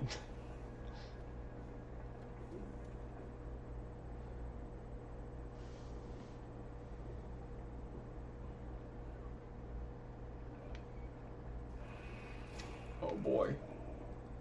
Okay, I'm pretty sure that was the wind-up for his one-hit kill, so I'm really glad Mark didn't eat that, because he is the only person who I can trust is actually on my side in this scenario.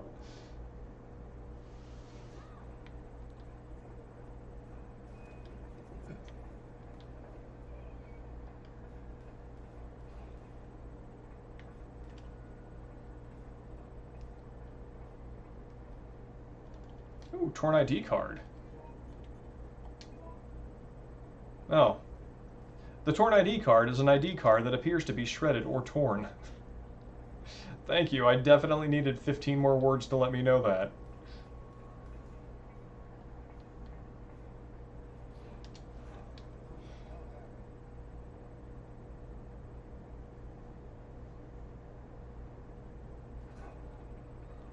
Remember Aldous Huxley writing about the mezzanine experiments of the late 50s and early 60s.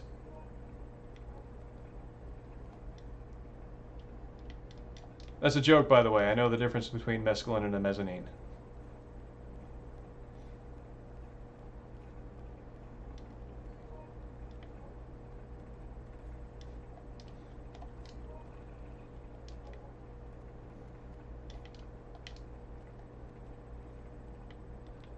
All right.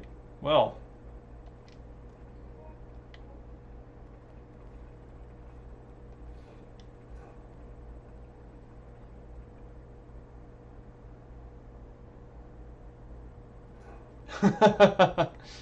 Now, Boogle can take the style points because he was, in fact, distracted, as Mark appeared to be, and came out of it all right. All right, now I got 2 lighters. I can use one to set the other one on fire? Yeah.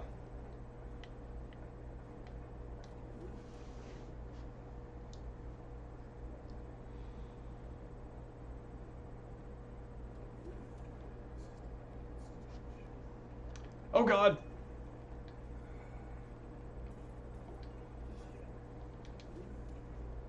Okay. Fortunately, the hunters' one-hit kill attacks are not jump-based, but do in fact have a wind-up. So I am those just literally, but also metaphorically, kill me.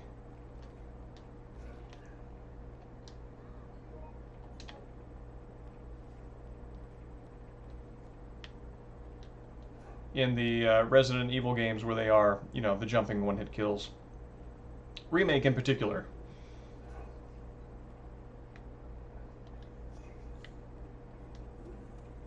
Something uniquely horrifying about having a character with all the survival horror item maintenance and care that you put into their survival, just one quick swipe and that's it. There's nothing down here. Oh, for example.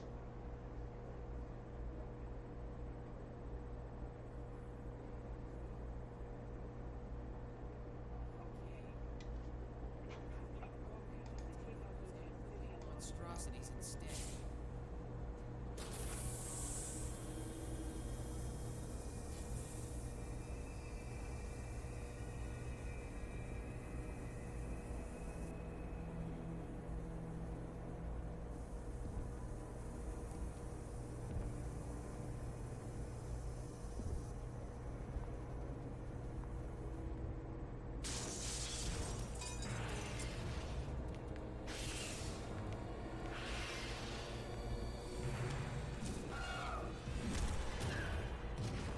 He's not my favorite choice for a bodyguard, but oh well. No need to worry. He knows who his masters are. That's not all. I packed in a special little present. So if worst comes to worst, tall, dark, and ugly is ground zombie meat. After all, weapons are only so good in as much as you use them. Masterpiece. Yeah, let's just get out of here, okay? A rare instance of an Umbrella Corporation bioweapon working as it should for all of about 30 minutes. And I'm projecting 30 minutes of real world of whatever the fictional time-lapsing there is, because given the speed of the other players, it's probably going to last exactly 2.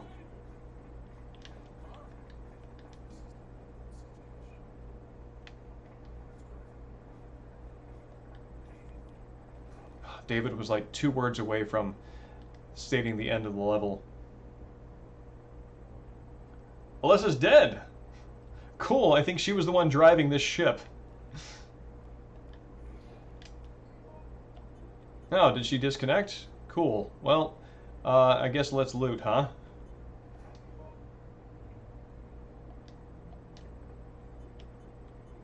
Alright, newspaper and bottle, I will take that.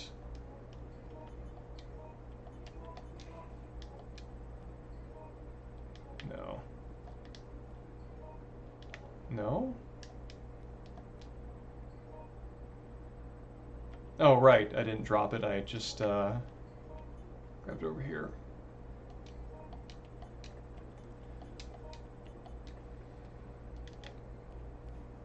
Alright, so Alyssa's got 2 lighters.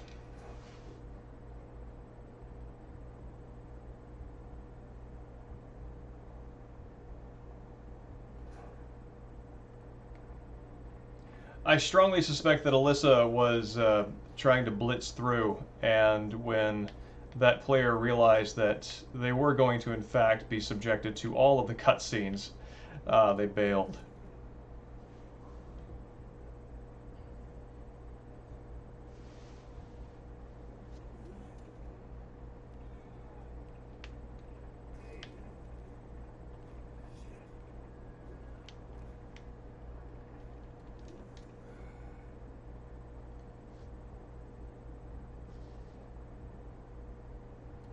Alright.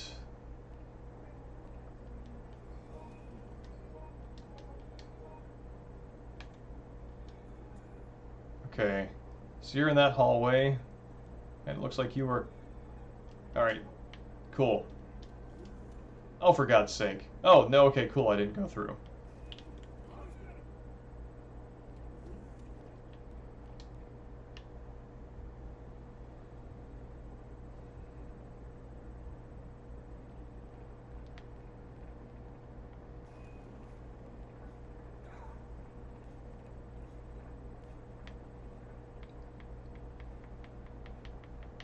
Cool.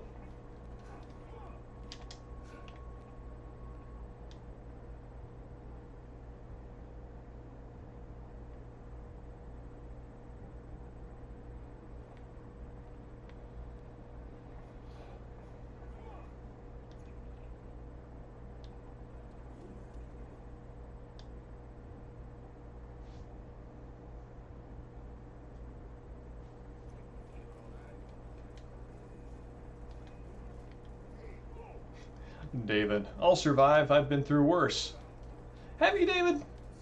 Have you, in fact?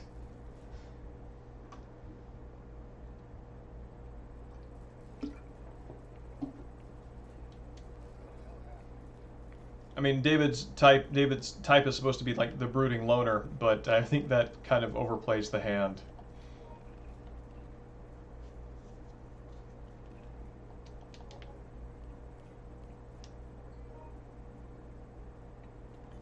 Yeah, why not?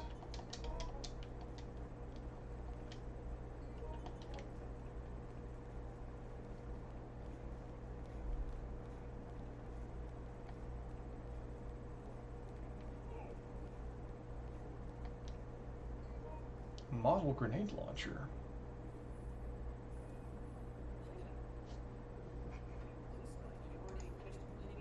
As well.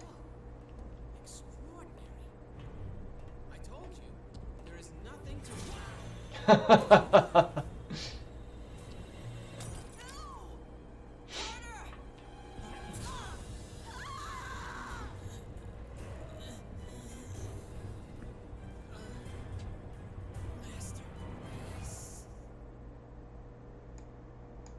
That's the good old umbrella hubris.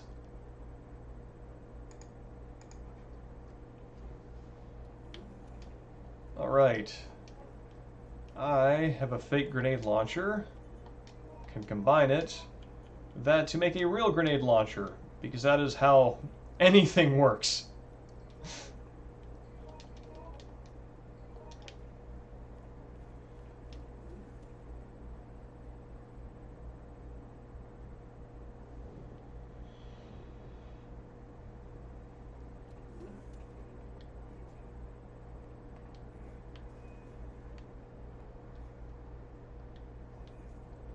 Mark having a Blair Witch moment here.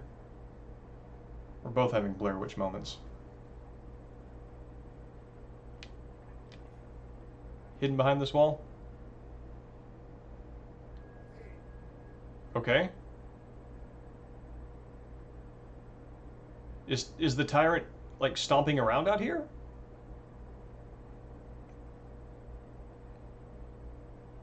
Oh, I see. So wait, is the tyrant's field of view obscured by that jutting wall, or is it actually just like the player's view that matters? Oh, that's interesting. Tactical Blair Witch moments. It's true.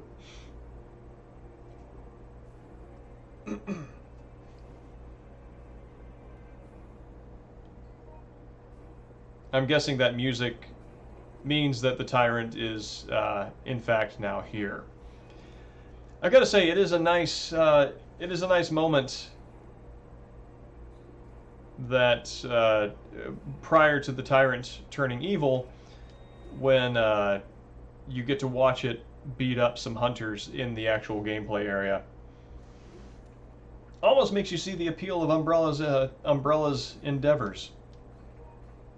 Almost.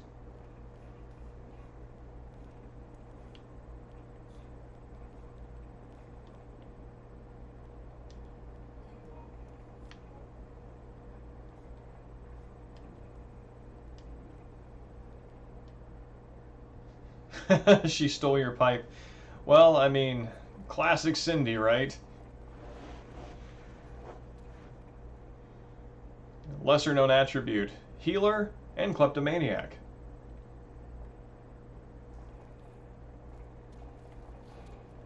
I mean, you could ask for it politely.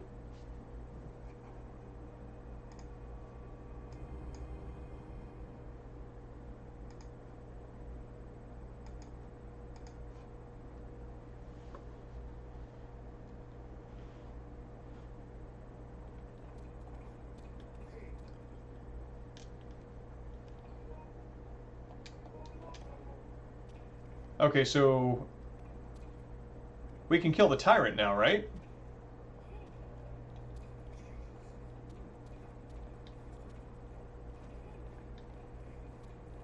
That's interesting.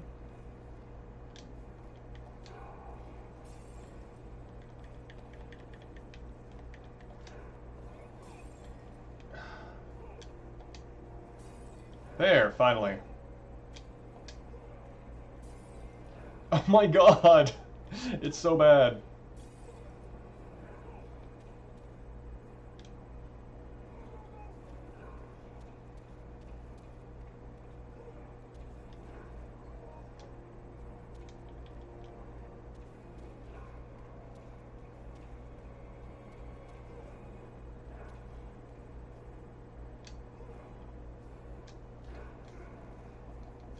I'm here to help.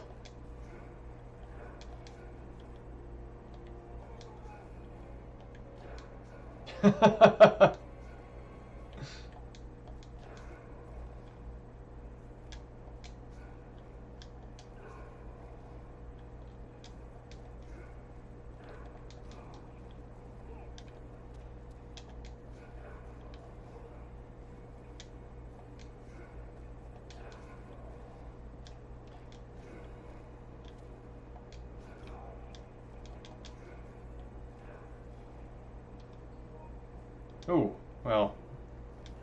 Now it seems foolhardy.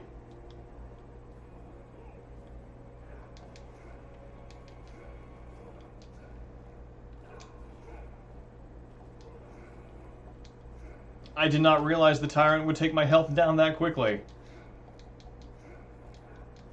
And yeah, David's got the aim of a walnut. And I leave it to you to decide what that means.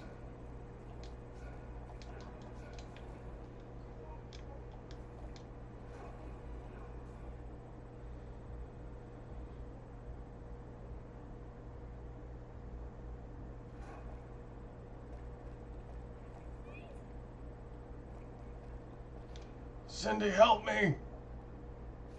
I'm dying from foolishness.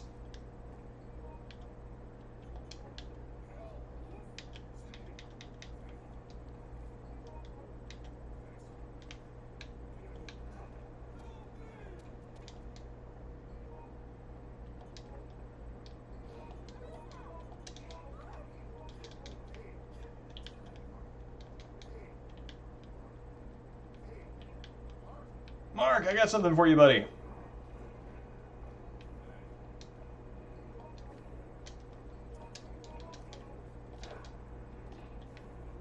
And that one's for little David.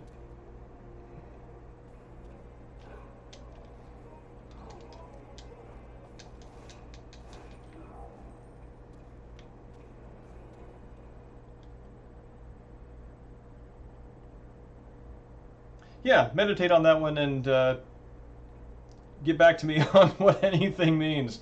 Meaning, just as beauty is in the eye of the beholder, meaning is in the eye of the listener. Yeah.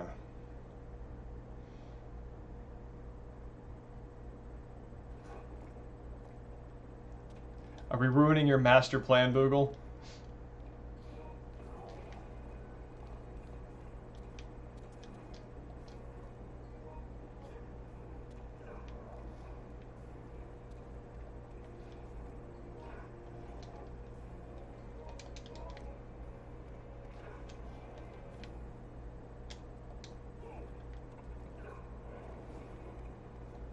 I'm just trying to help.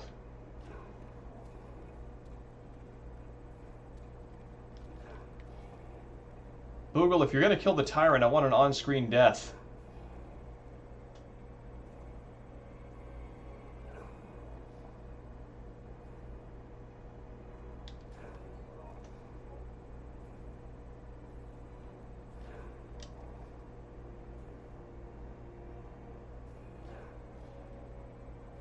I'm waiting here because I believe in you. Just give me that.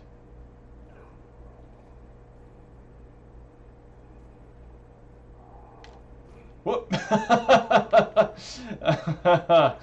That moment where David gets a little slack-jawed at a 1,000-yard stare, and the trauma in his mysterious past takes over as he takes a giant hook to the face.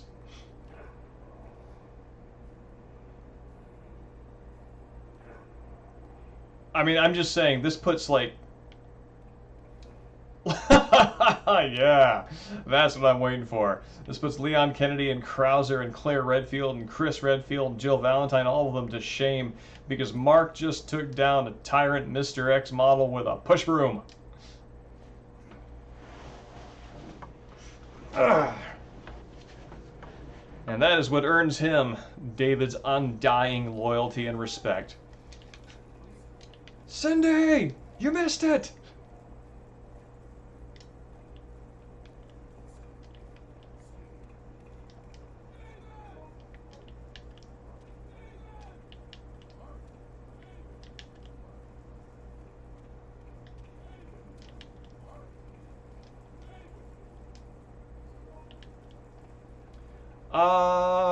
I mean, I have the shotgun rounds, but I also don't have a shotgun.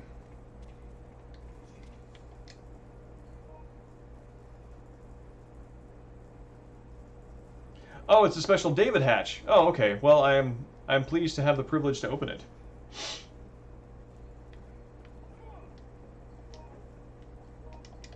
Oh, and I gotta smear some green herb on my David wound.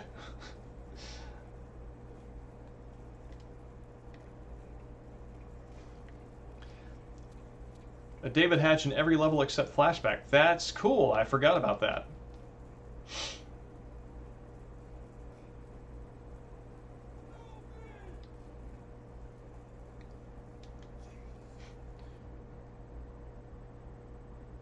Can't go back through that hole. I'm actually really curious to know what kind of turns David went through in that pipe to enter in head first and then emerge as a breach. Feet first.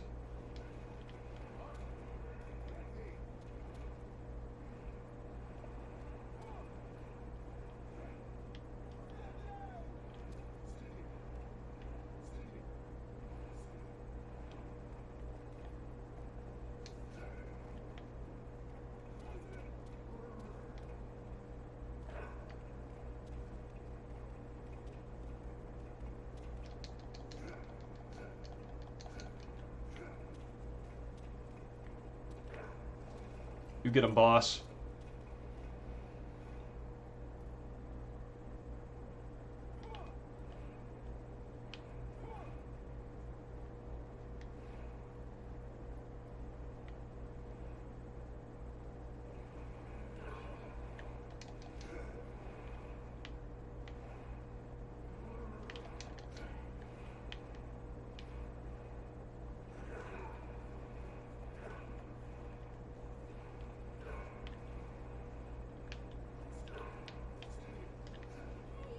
Ah, butts.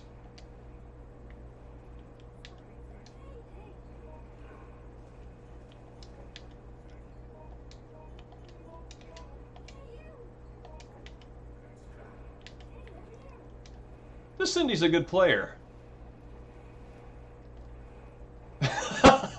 Mark is fed up with the both of us.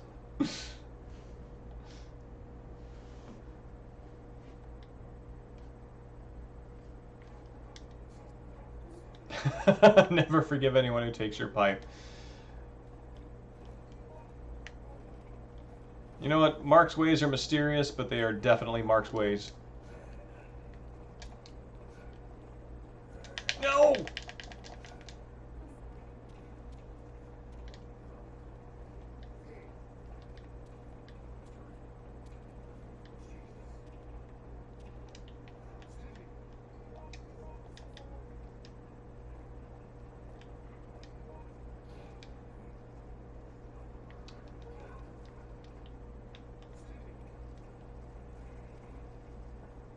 Cindy?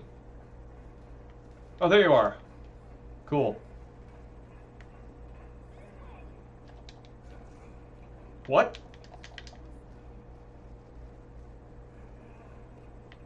There's spiders in here as well.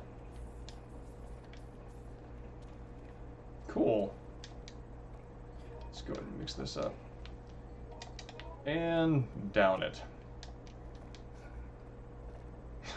Down again, huh?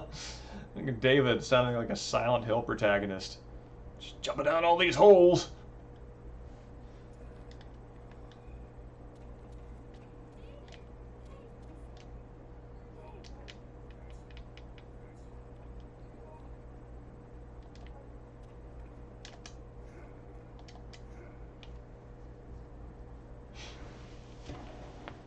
That spider can cause so much drama. I didn't even see it coming.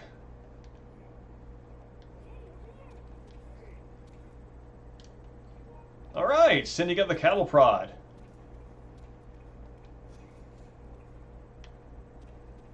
Nah.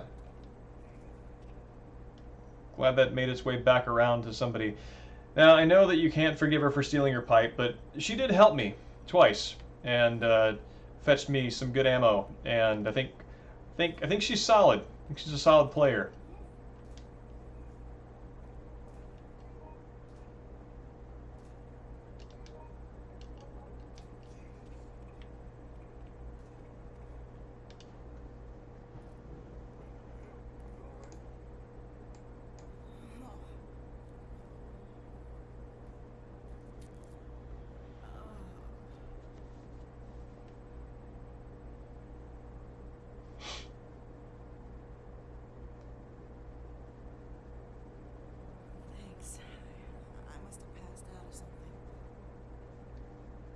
Yeah, I know about Sniper and the landmines.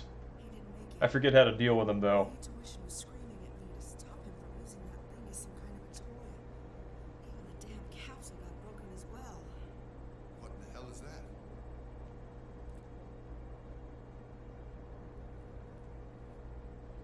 Umbrella has been spreading a virus throughout the city. That little capsule contained what could have been the only possible cure to the virus. Pardon me. I want to fight Nyx. Check on the capsule and That's basically the learn how to recruit. that's the fullest expression of this level, and I wanna None of that I means a wanna damn thing unless I can pursue it. get the head out of here. Huh? classic Raccoon City sewer fail here.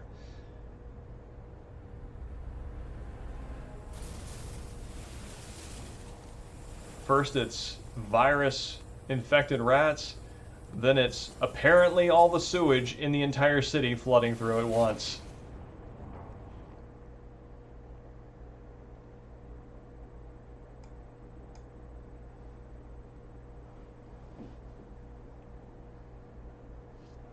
Alright, and here we are back at the Outbreak scenario sewers.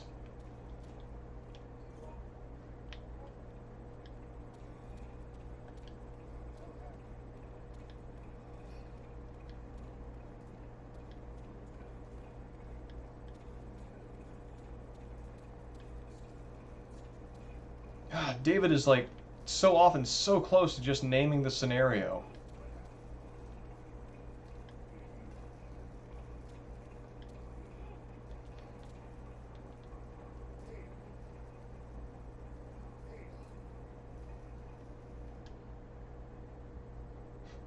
That's a cool ad lib. And I'm glad we got to get you a tyrant kill. So, I do want to save Linda.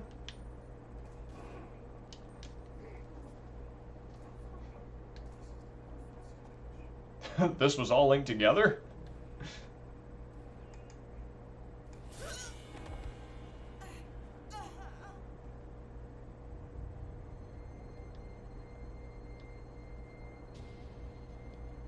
This will be the 99th rodent I kill. Wait a sec. I think that may be a live one. Eh, well, fuck it. What are you doing? Get the hell out there and find them. How long do you plan to just sit here and do nothing? For some reason, a generic Robert Downey Jr. Through your thick skull. If the package gets out, it will be your neck on the line, not mine.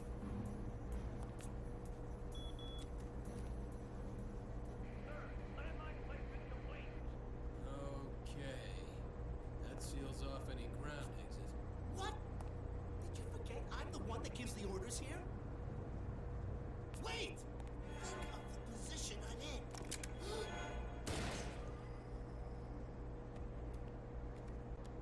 100.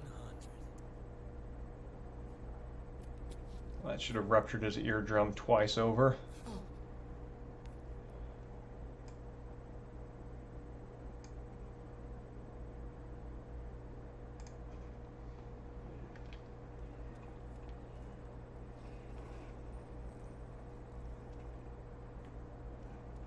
Alright, so if I'm remembering right, it's the first two.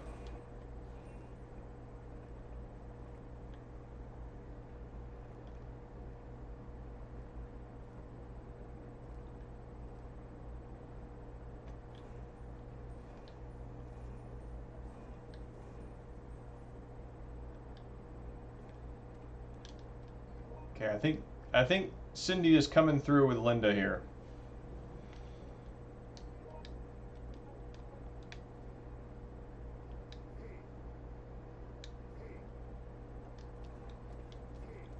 I am surprised that with all the electricity outages here that the well, no, it looks like the electricity is still on, so it should be fine. We're just going to stop this virus meter real fast.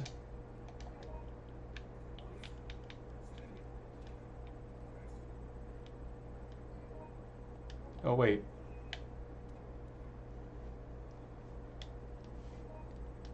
So Cindy is inside the building getting Linda.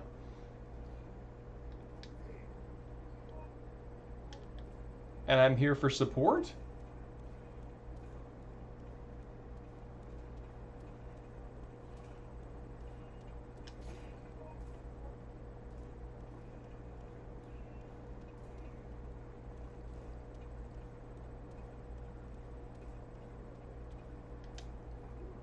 Cool.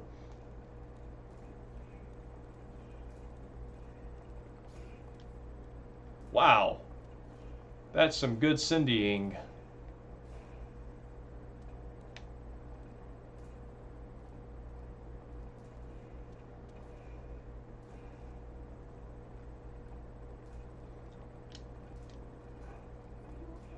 That is a smart way of using Cindy's duck to rescue Linda. So yeah, the third or fourth shot that the sniper fires always hits you.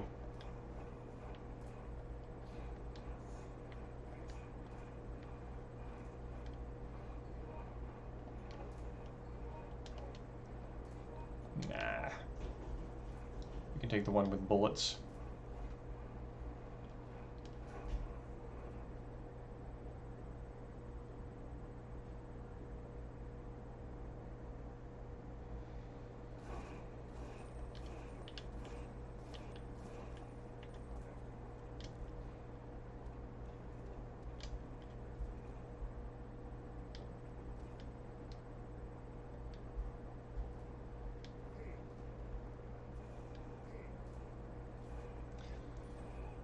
Yeah, so Cindy has a move that enables her to duck.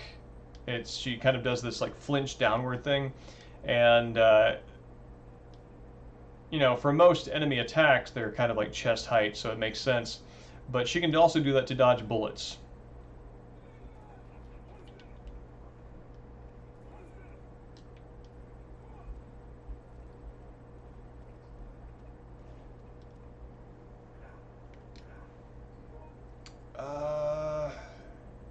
Okay, what am I going to give up? Hmm.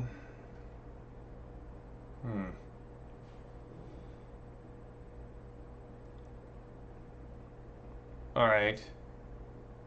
I guess I'm going to give up the bullets. Evening, Big Fat.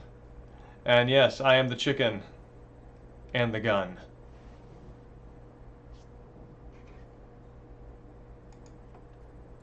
They plan to contain the incident the old-fashioned way, blowing up the target location and everyone in it with missiles? Why didn't you say anything, you weasel? I kept telling you to hurry. Damn. Oh. Well, where are you going? You need to find that capsule. You do it. I'm not gonna go up in flames with the rest of the town. This job is turning out to be a lot hotter than I had expected. Hey, wait.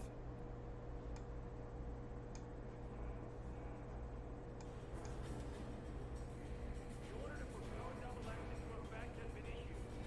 All units within the target area evacuate immediately. Repeat. The order to postpone double action to effect has been issued. All units within the target area evacuate immediately. So it has begun.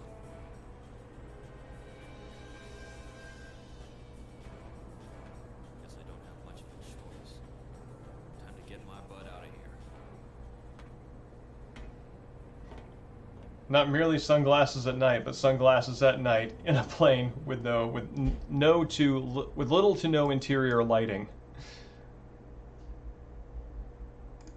That's the kind of quality that Umbrella brings to the UMBS.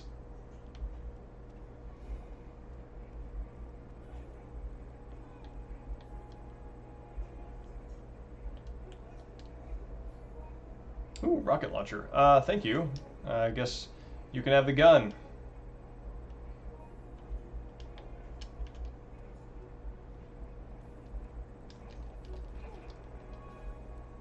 What?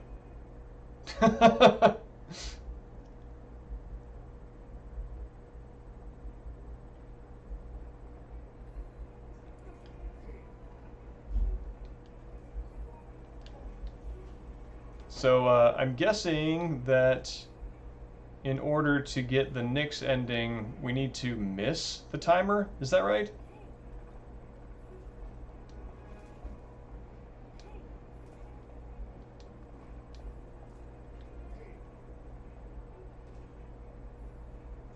I would rather use the rocket launcher. Although, I have to admit, the rocket launcher might be less accurate. You know what? I'm going to take my chances.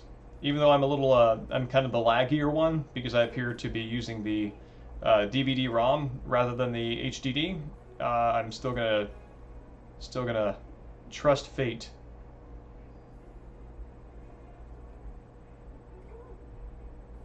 Gonna pull the trigger and let Jesus decide. Rocket launcher Jesus.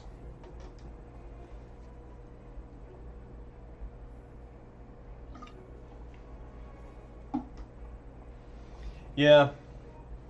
Here. I will let you let rocket launcher Jesus take the wheel.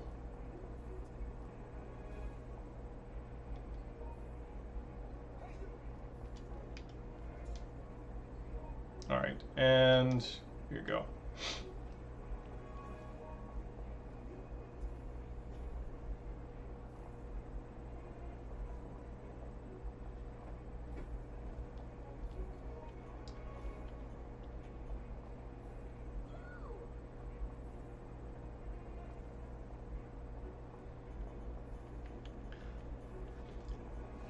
Something that's interesting about the rocket launcher in this, just the way that it strikes me, is it's showing up here in a classic style Resident Evil, where, you know, rocket launchers are usually your end game weapons, so they might be disposable in some grander sense, but as far as you're concerned, they're permanent items because you have them in your inventory. You usually have it in your inventory when you win because you've just blasted the tyrant with it. And it's not until RE4 that they really become like disposable items. But this is kind of like a middle ground where it is disposable. You can fire it, run out of ammo, not reload it, get rid of it. But it's showing up in your inventory like the end game items. So it's weird. The Dory Linda. Oh no. The T-virus is now the T-virus is now starting to infect buildings.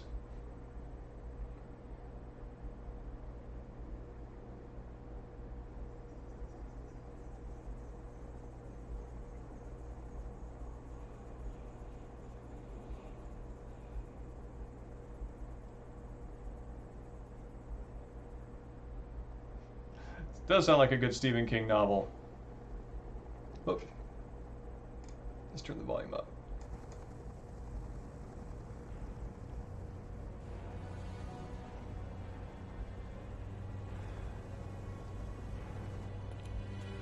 Oh, wow. Big man keeps the sunglasses on except when he's piloting a chopper. You know, I bet if he had had his sunglasses on, he would have missed that completely and he would not have lost his cargo. I thought you were a professional.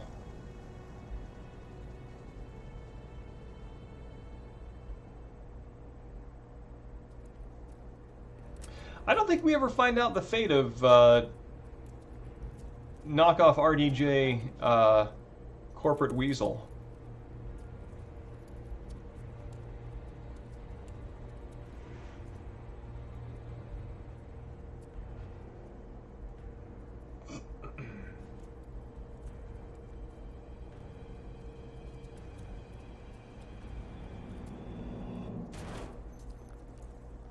What the?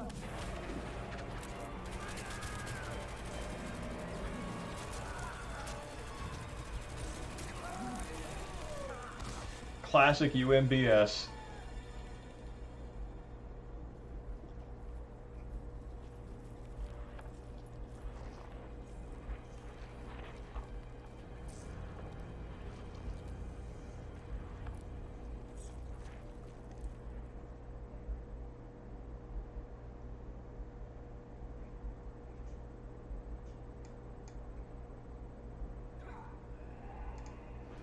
Yeah.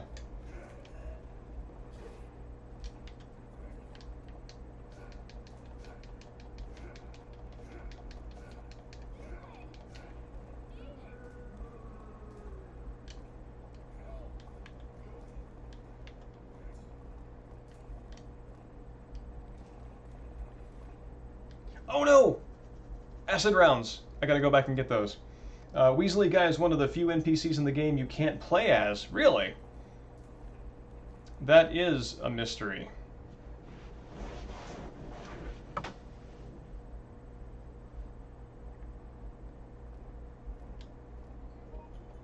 Definitely the guy who's been pulling the strings all along.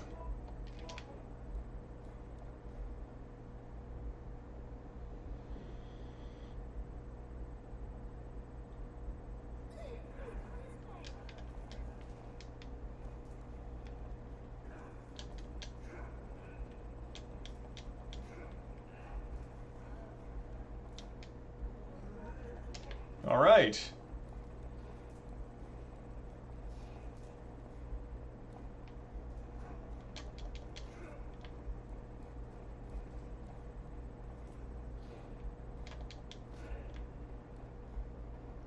That is a powerful zombie that can withstand a wrench to the knees.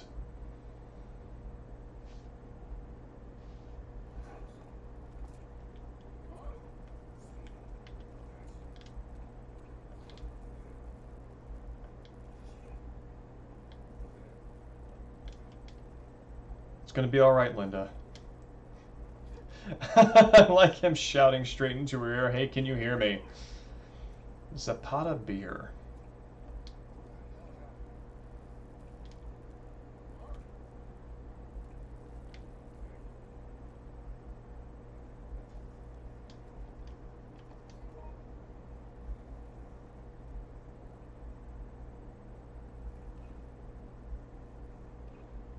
I think Tommy was the stocky soldier. Browl.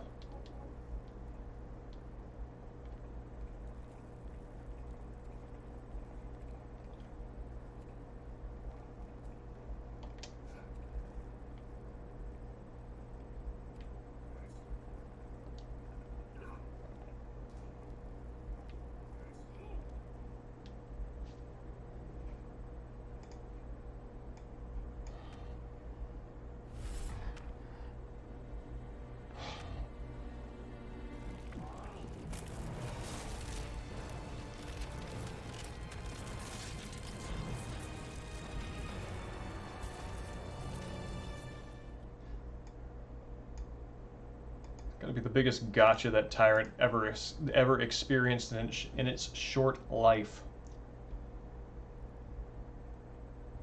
And I believe Cindy has the detonator. The bomb that was implanted in the Tyrant is still in there.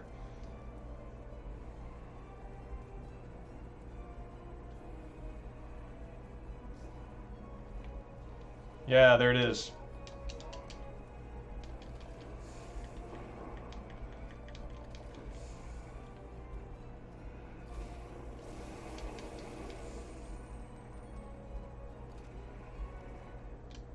All right. I only had to miss it twice to kill it.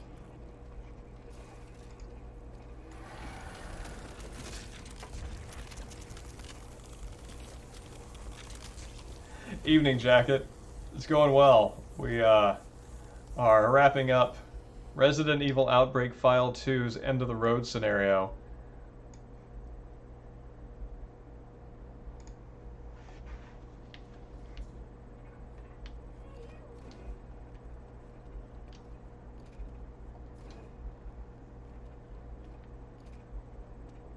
I'm sure those will land harmlessly somewhere.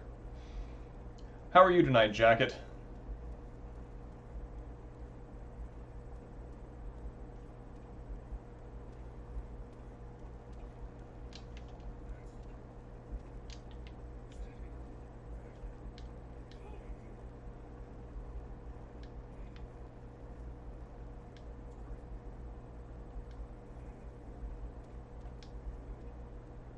I believe we have a photo op space over here, don't we?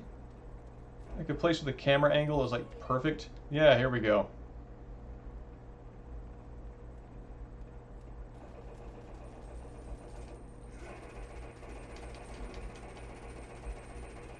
All right, hold on a second. I got this.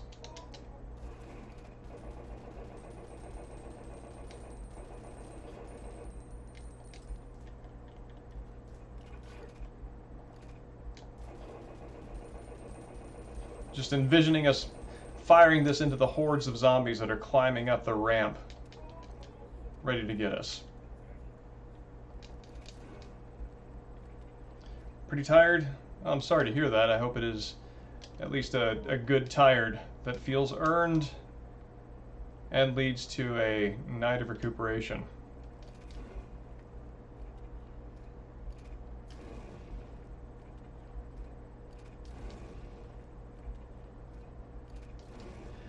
I mean, basically, I don't want to be the survivor that shows up on the other end of that bridge with a ton of ammo, none of it fired, because, you know, that's going to beg the question, why didn't you give that to your teammates? And I'm really not up for talking to the press about that answer.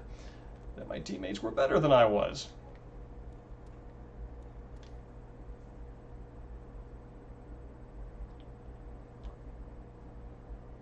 It's just kind of point to the eyes-odd alligator on your shirt there.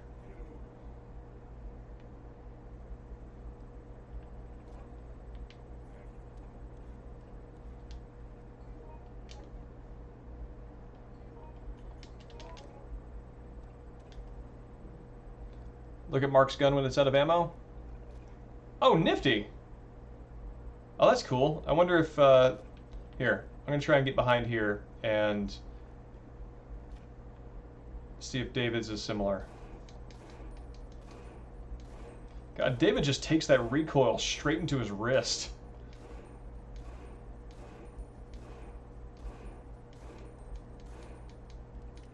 Hey, cool, David's does too.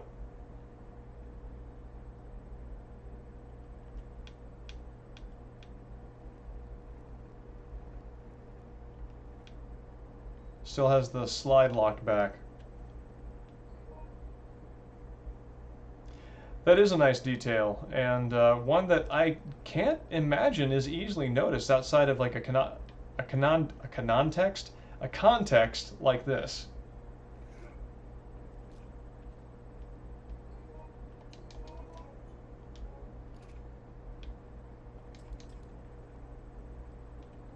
Let's see, what else does David have in his magic box? Wow, got 3 wrenches left.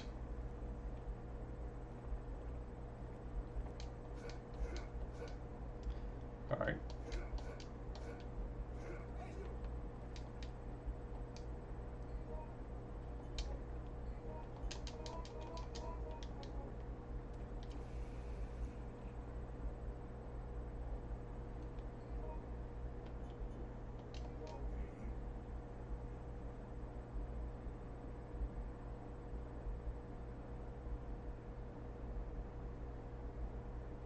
When they ask me how I did it, I want to have all of these weapons empty and show up carrying only my knife. That's how David wants to explain this. Come on, Mark, let me be the hero.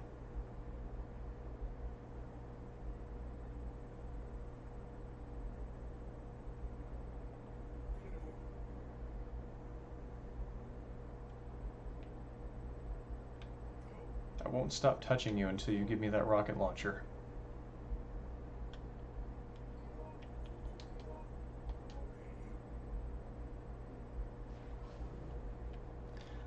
There we go, thank you. I just gotta have something... Oh! You jerk! Jerking me around. Thank you. I'm playing this online. The Outbreak servers have fan servers that are up, and so you can play this on emulator. I'm using PCSX2? PCSX2? Hold on. I have it here. Yes, PCSX2, PlayStation 2 emulator, and there are instructions online for how to set up a memory card and get all the network, you know, pieces moving. So yeah, and the community's pretty good. So cool. This brings us to the end of End of the Road, and all right, Linda.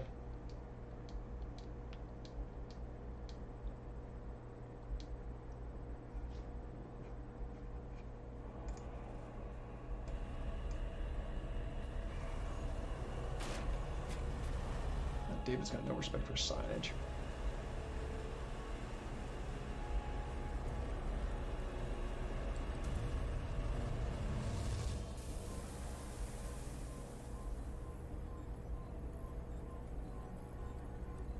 Arrow 2, direct hit on the target, sir. Angel 1, all the missiles are confirmed hits. Return to base immediately. This is Angel 1, roger that. Arrow 7 and 10, direct hits. Both Angel 2 and 3 have emptied their payload. Arrow 5 direction. In hit coordinates. West 0.5. South 0.1. Roger. This is Angel 6 reporting. Confirms all fighters have emptied their payload. Yeah, Jacket, this is fun. It's it was fun in its original form, and it's also fun now. This is Heaven's Gate. We got you loud and clear, Angel 6. Mission code XX is completed. All I mean, I'm not 100% convinced that that guy's not a zombie. Arrow 8 and 11, The pallor, the hunger, praying for the souls of his lost zombie brethren.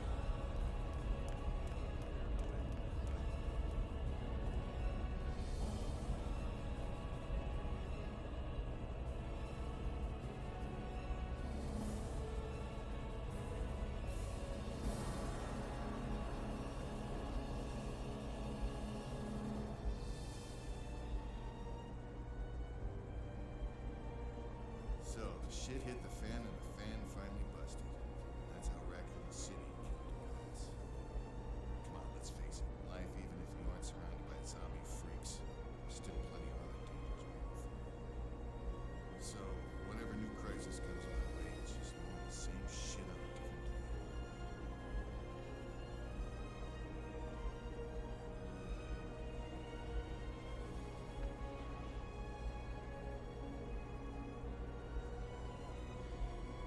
What's done is done. We can't take it back. However, we may be able to start again from the beginning. That's the one gift we humans have. We can rebuild. I'm willing to bet that that badge has some trace element of the T-virus on it, and Linda just infected the outside world. Good job, Linda. You're a Star Umbrella employee.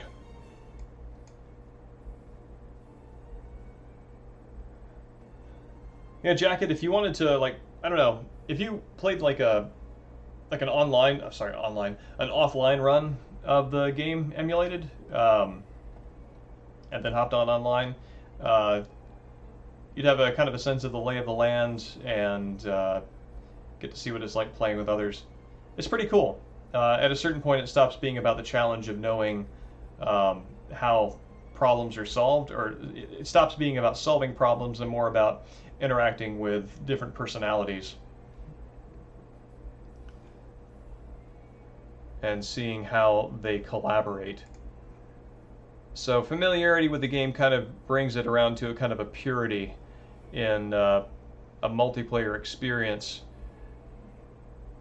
because if everybody knows what needs to be done, then seeing how different people go about that, I don't know, it brings the social element out more, I think, in a way that's different from, you know, a group of people having to improvise solutions.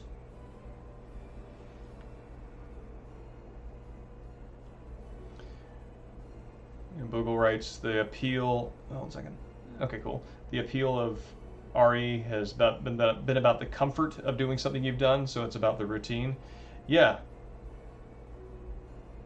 I can dig that. I think it's one of the reasons why Resident Evil, classic Resident Evil speedruns are this nice balance between kind of familiar grooving and pleasure in the moment to moment, because you have to keep on your toes, but you're also doing something that you are kind of rehearsing, or, you know, rehearsing or following through on a rehearsed script.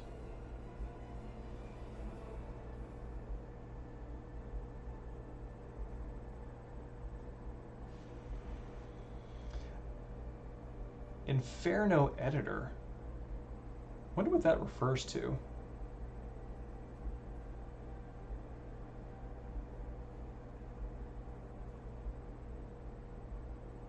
When you play RE1, you just relax and do what you know. Yeah, I can feel that.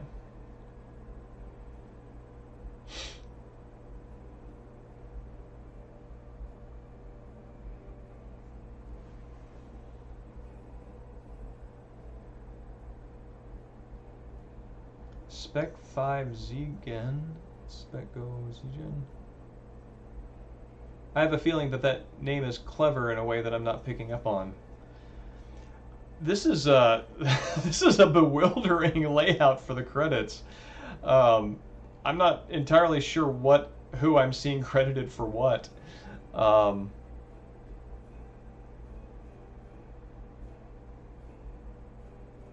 Okay, cool. It's the mocap.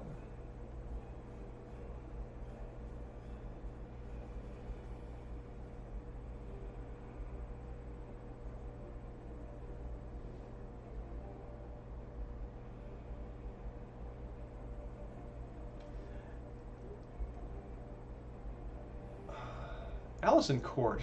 I recognize that name. But I'm not sure from where. Blade Court.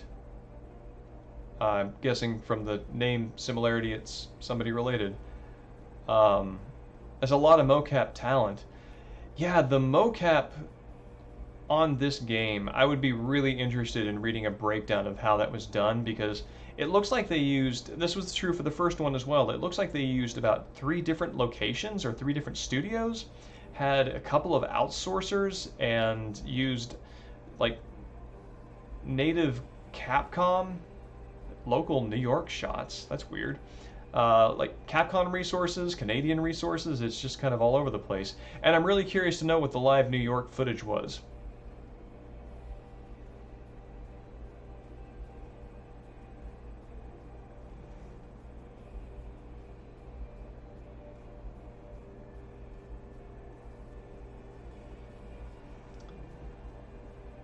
English adaptation produced by Capcom. Zero limit and animes. I love watching the credits on games. You find out a lot of things to look for on playthroughs. David Crislip. That also Ben Judd. I remember Ben Judd being like a very public face of Capcom in the West in the aughts. But yeah, you find out things that you could look for on playthroughs.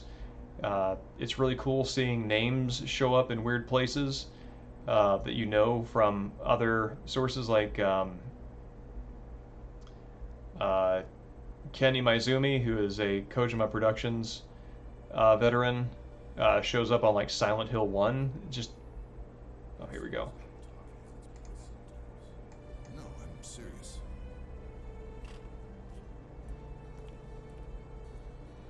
Reebok.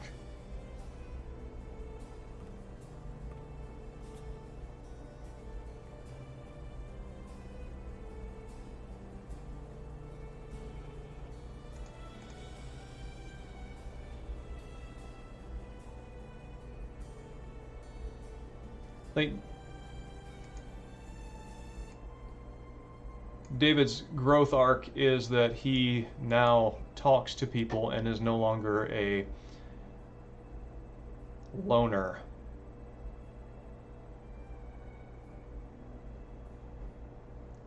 Allison Court was Claire's voice actor.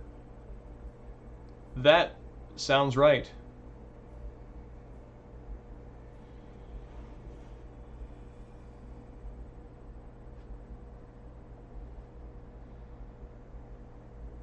Yeah, David got on a boat.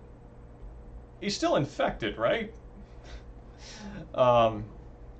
So thank you, Toby, for being a fantastic Cindy teammate, even if you did take Boogle's pipe. You helped me out and gave me ammo that I could use to miss enemies with, because I am not the room leader.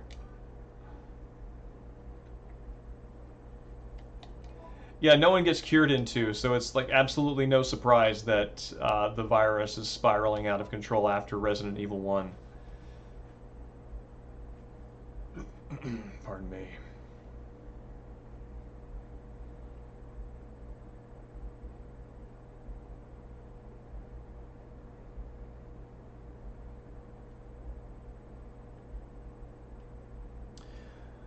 There was a File 3 planned, and one of the pieces of evidence for that, besides I think a few developer interviews, is the fact that character models from File 2 were available in File 1, meaning they already had that planned and had made them available in the previous one for people who played the second one. They wanted to use those characters in the first one.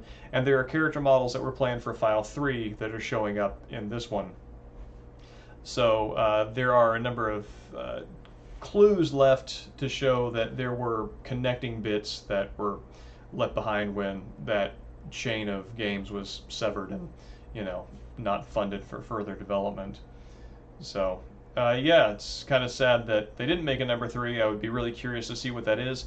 On the other hand, I'm also wondering how much more they could probably, like, how much more could they possibly do with that same scenario, unless they took it outside of Raccoon City. I kind of feel like between Files 1 and 2, they cover the gamut of what can be reasonably done there with that set of ideas. But, you know, who am I to say? And yeah, also just given how much the scenarios escalate between Files 1 and 2, File 1 is very clearly a beginner to intermediate, and File 2 is intermediate to hard. And like Boogle says in chat, if the leap from 2 to 3 was as big as from 1 to 2, that would be crazy. They would have expanded their ambition significantly. I'm kind of not sure how much. I mean, like, you can speed run, you know, RE2 in, you know, reasonable time. I think at least 2.5 hours is how much is the max you can take in order to get like the rocket launcher and all that other stuff. So expanding a scenario beyond End of the Road, which is about an hour long if you do it quickly, would give you game experiences the length of the original Resident Evils. So yeah, it would be a significant experience. But yeah, thank you everybody for coming out, and thank you Boogle again for helping to Sherpa through Resident Evil Outbreak File 2. Not sure what's going to take the Saturday slot next week. I'm still noodling on that. But if you have any suggestions, you can send them to me over Twitter at the Deltahead Media account. Or, you know, if you follow this channel, you'll get an alert. Excuse me, tongue is a little tied. When I go live with whatever that happens to be. So thanks everybody for coming out, and I hope you have a good night. Tuesday, Silent Hill Downpour Part 4. It's going to be a good time. I hope to see you there.